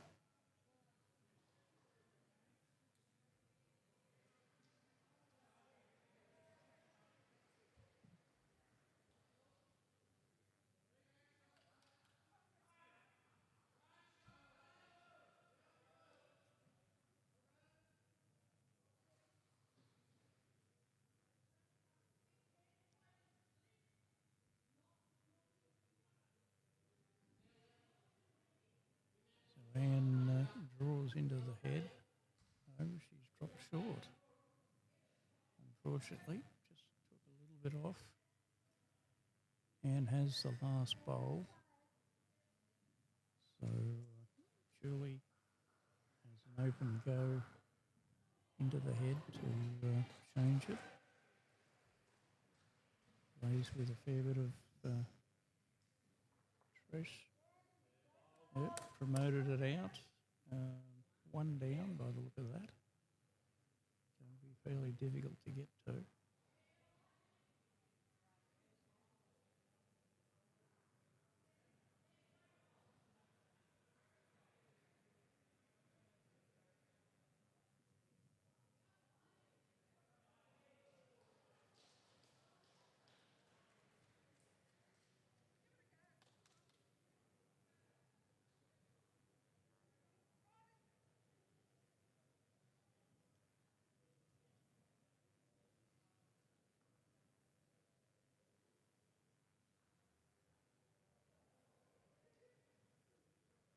No. That side of the mat is not forgiving, unfortunately. So one black. So one more to Tasmania.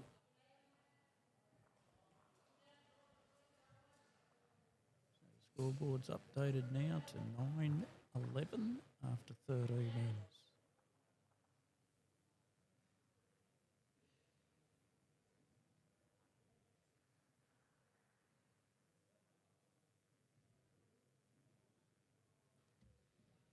Cassie's dropped the check a little bit shorter and almost to the dot, between dot and box.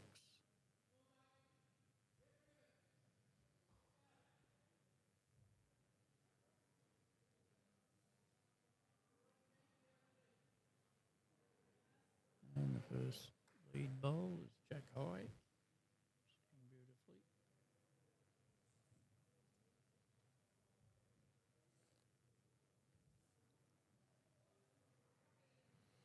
Heather's answer to that is to brush the shot bowl away, sit just behind the jack.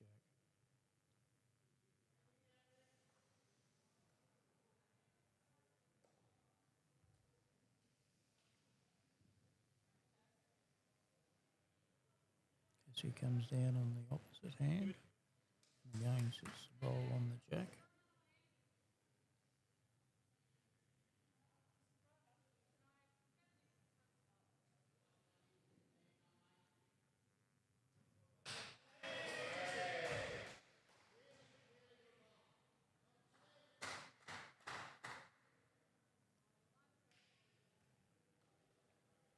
Heather's bowl continues through the head to the back position.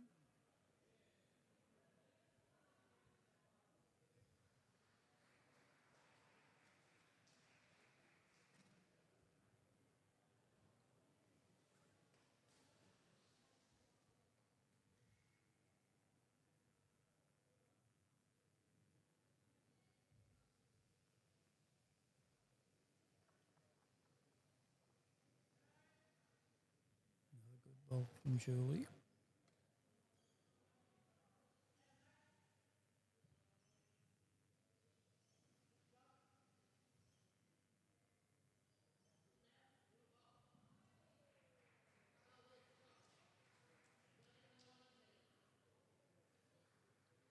Oh, delicate bowl of hands, just rolls the shot bowl sideways.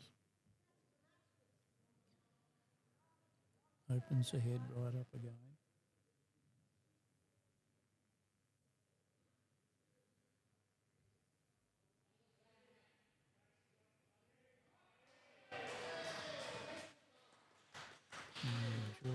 has clipped the jack back, taken it away from the Victorian bowls.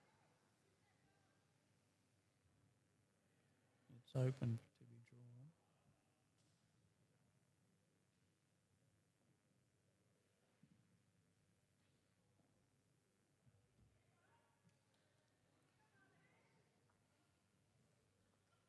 Unfortunately, Anne just got the feather off the front yellow, straightened the bowl up. Leaves it open though for Heather to draw through.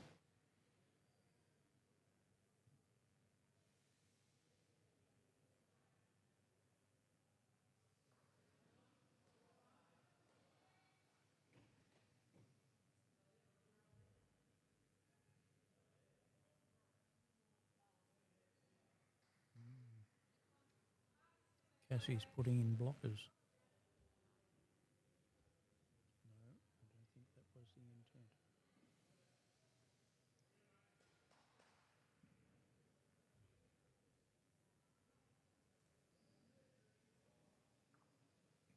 Unfortunately, Heather didn't give herself enough grass.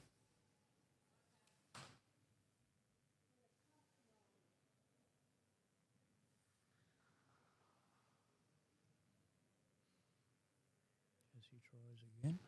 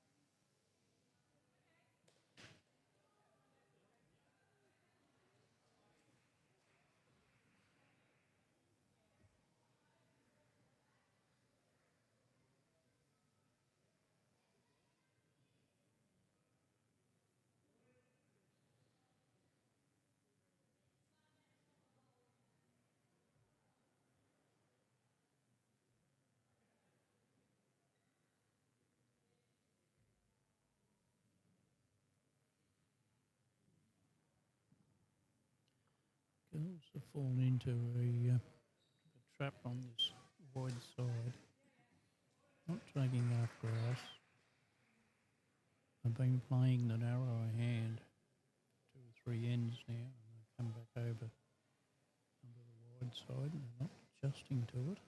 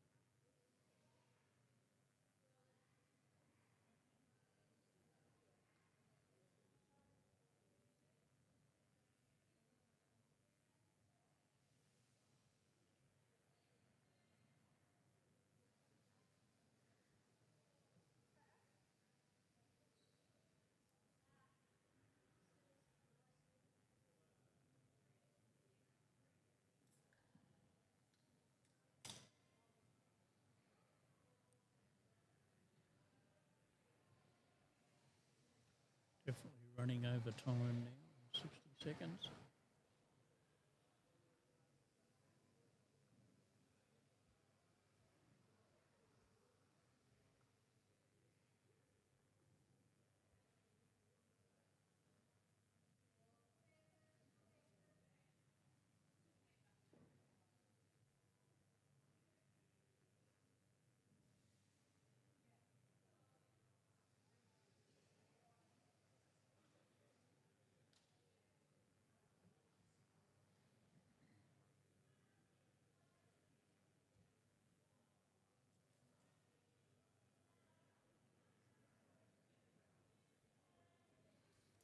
G'day, Russell. Good to see you up and about, mate. I hope you're still up on your feet since the trip overseas was such a disaster.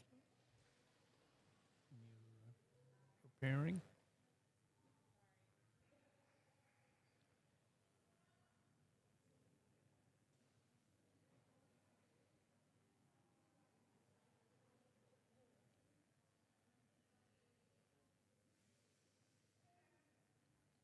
2 shots to Tasmania, makes it 11 all on 14.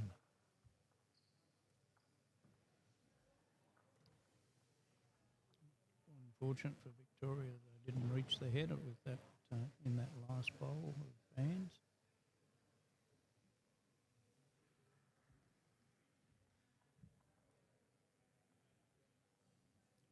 I guess by this time the Carl Keegan Bureau clock has rang the bell.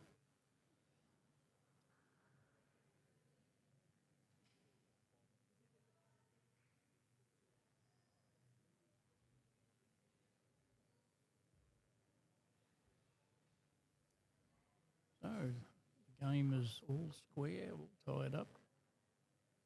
4-end run now to the the bell. Starting to draw a crowd of fellow spectators and competitors. As other games have drawn to a conclusion.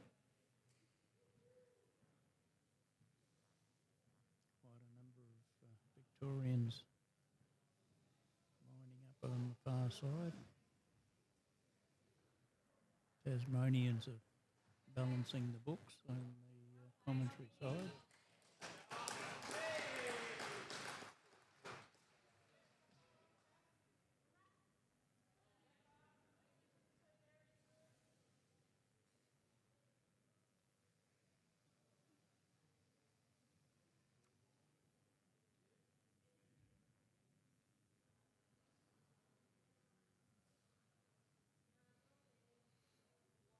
Casey has dropped short on that one.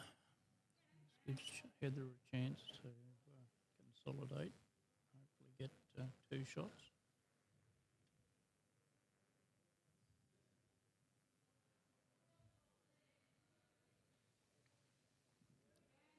Robin and Dick watching online, supporting the Tassie team. Heather's responded with a draw and trail of the jack.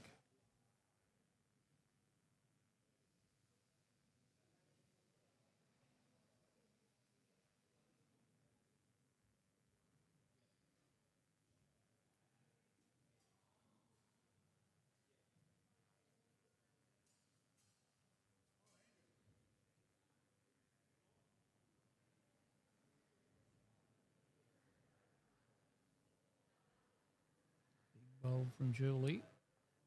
Plays it beautifully. Just lodges a shot bowl. Doesn't take it out though. Victoria still holding 2 shots.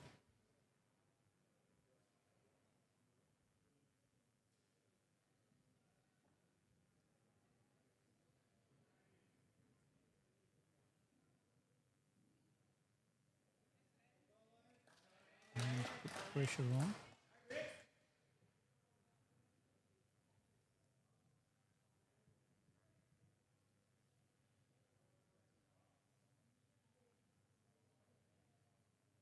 Hasn't given the Tasmanians any easy shots there. Julie's got to play up. Try and sit on those shot bowls. Not dislodge the jack.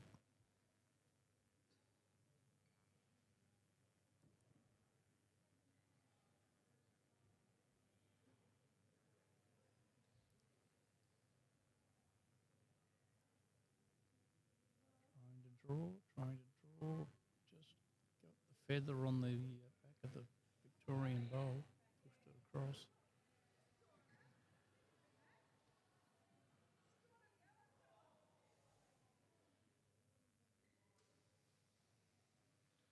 And it's called Heather on the narrower side of the mat. Hands responded with a nicely weighted bowl.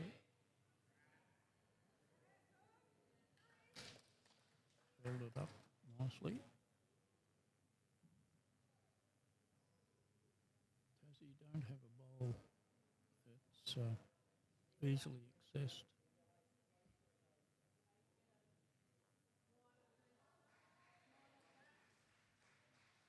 Try and draw onto the side of the yellows, feather along that running edge, drop the Tassie bowl in for shot. There's a call from Julie.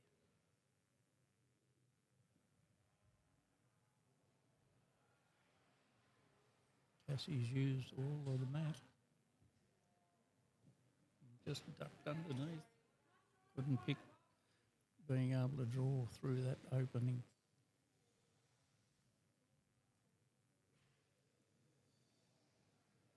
Pressure's on her little. It'll go off the side of the mat. That mat is not consistent when you get out to the edge of it. Has no support in that side of the mat at all, unfortunately. You've got to be careful.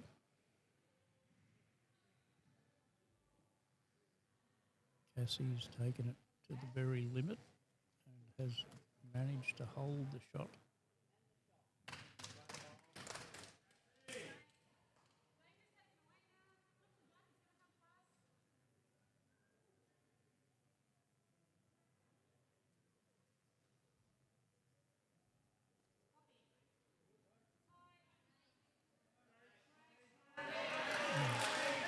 Wonderful shot there from Heather. Move the jack across into the head. Could be a measure. Looking very carefully at it. It's hidden the jack from sight from the other end.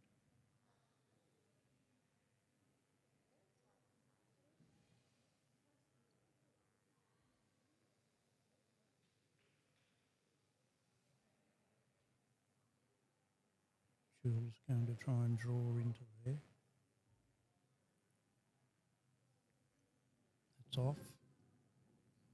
Again, that's weakness on that side of the mat. You've just got to stay 2 to 3 inches in from the edge, otherwise it will drift away on you.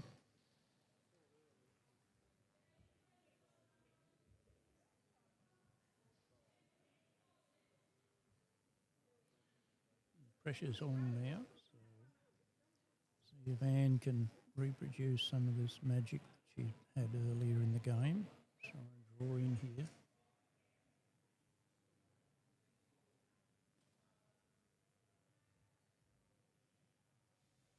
Certainly the right line for the position.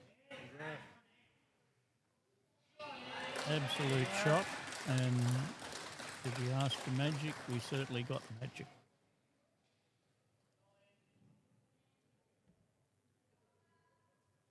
Probably a shot that Shirley was planning on also trying. So there's bowls there to rest on.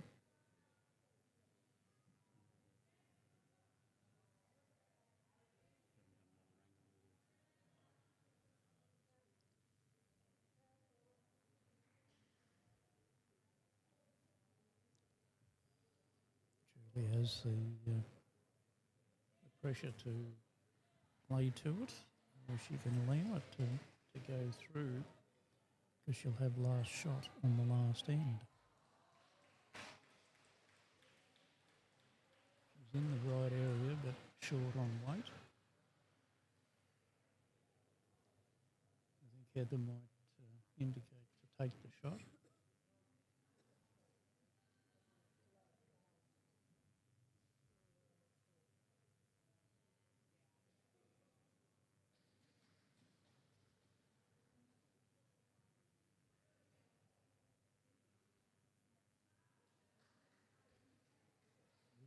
Discussion whether to play the shot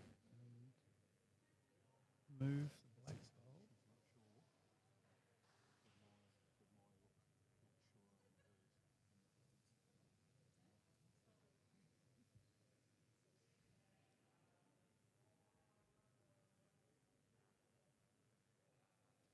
Anne's playing the shot, so there must be pressure there to score an extra shot if possible.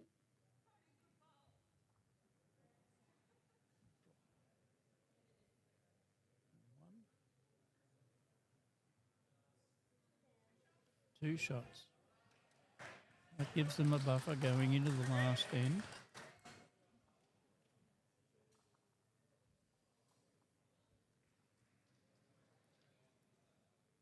It has been a titanic struggle for Tasmania. They were down. They fought their way back to square. And find themselves 2 shots down going into the last end.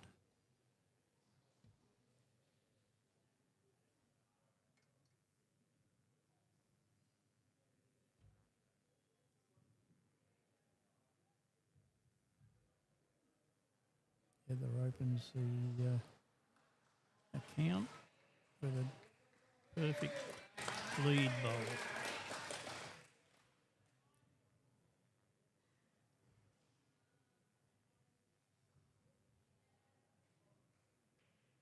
Lots of people staying around to watch this last end.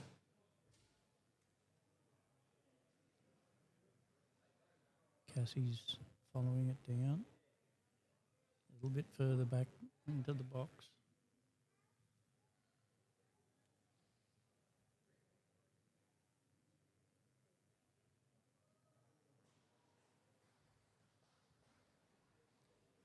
Heather's again rolled it beautifully down.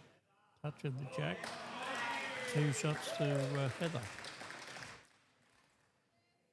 She's really digging deep now and finding all those consistencies that we've known her for. Cassie's changed hands, come to the wide side. And yes, falls in for a shot. So how quickly it changes. That's been the nature of this game all the way through.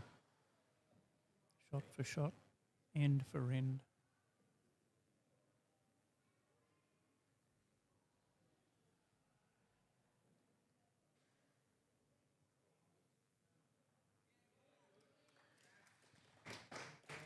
And move the yellow bowl behind the kitty, putting in a good catching position for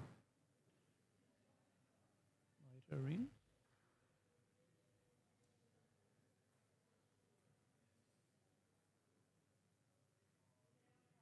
Julie loads up on the shot bowl, covers it up.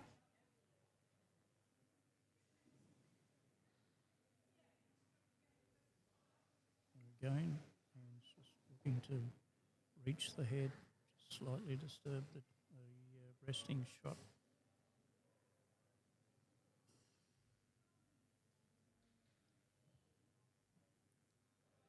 It's reaching it, opened it up, taken the shot out. So Tassie holding 1 shot.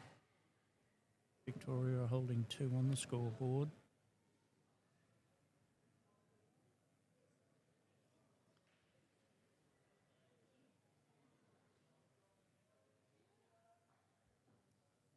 Two on the board, 1 down on the head. I hope you're all enjoying this at home because we certainly are here.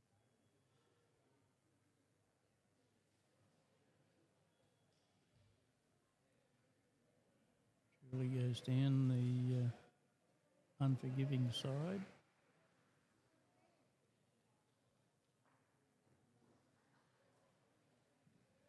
Leaves it there for Heather.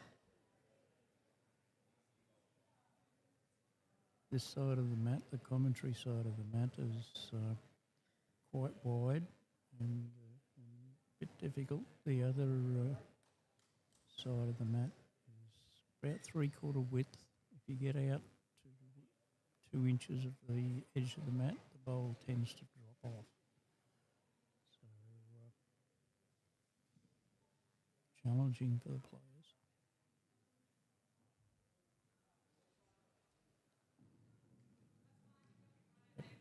Heather's tried to come right out on the very edge of the mat.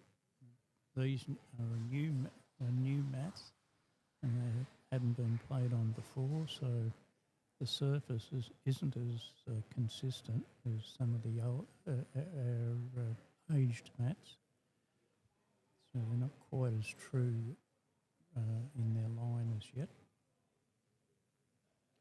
Again, Tasmania got the problem. They've got to get two to get a draw. They're only holding one shot, so they've got to work out how they're going to achieve a result. Get that draw.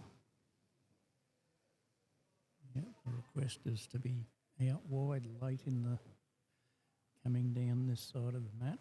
And that's been a challenge for everyone so far that's played on it.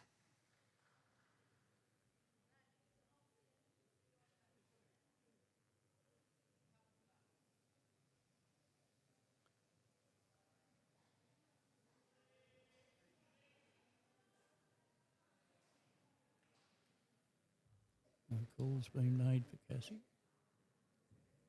Unfortunately, she's dropped the weight away and fallen short.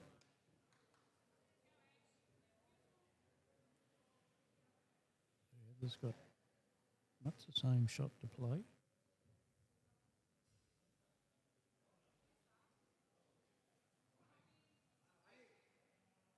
Oh, goodness me. So close. But again, in good position, gives Anne all the option to just touch the jack, take it back. Cassie has one more bowl. She can make the correction.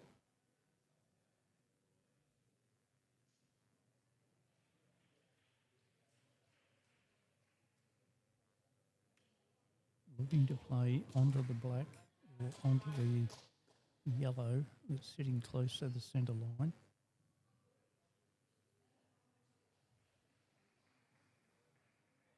Big deep breath.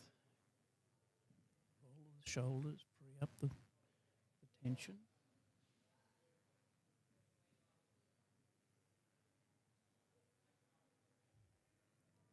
Cassie's let it run. It's dropping short.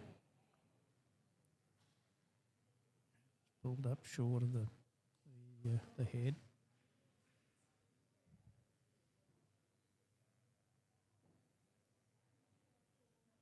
It only needed to fit into that gap between the yellow and the jack. The second shot.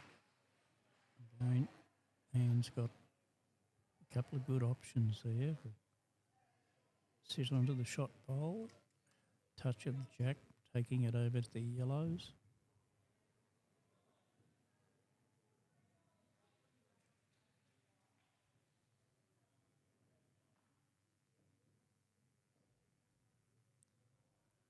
Anne's in the right country.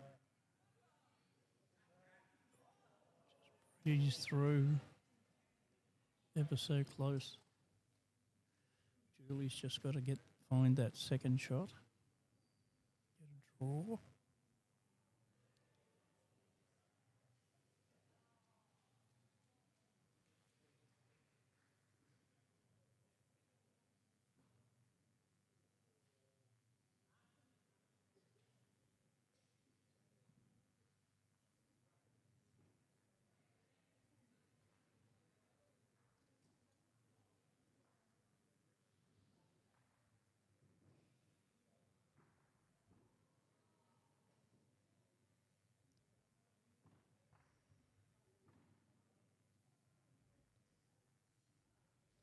Oh dear, Julie's dropped it off the side of the mat. Wasn't in the plan.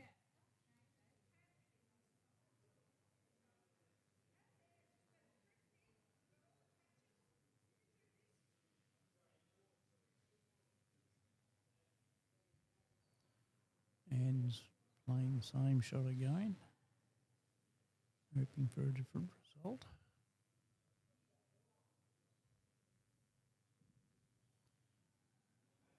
Out in the right country, but again, rolled it through. Pressure's back on Julie now. Cassie's suggesting taking the second shot bowl out of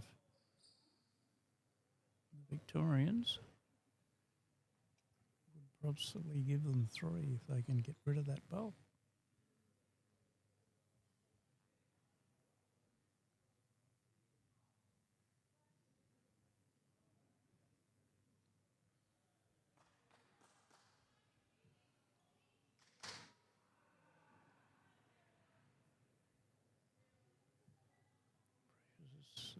on Julie now for the shot. Narrowed it up. Took the shot bowl back. So taken one out. So Victoria had taken it out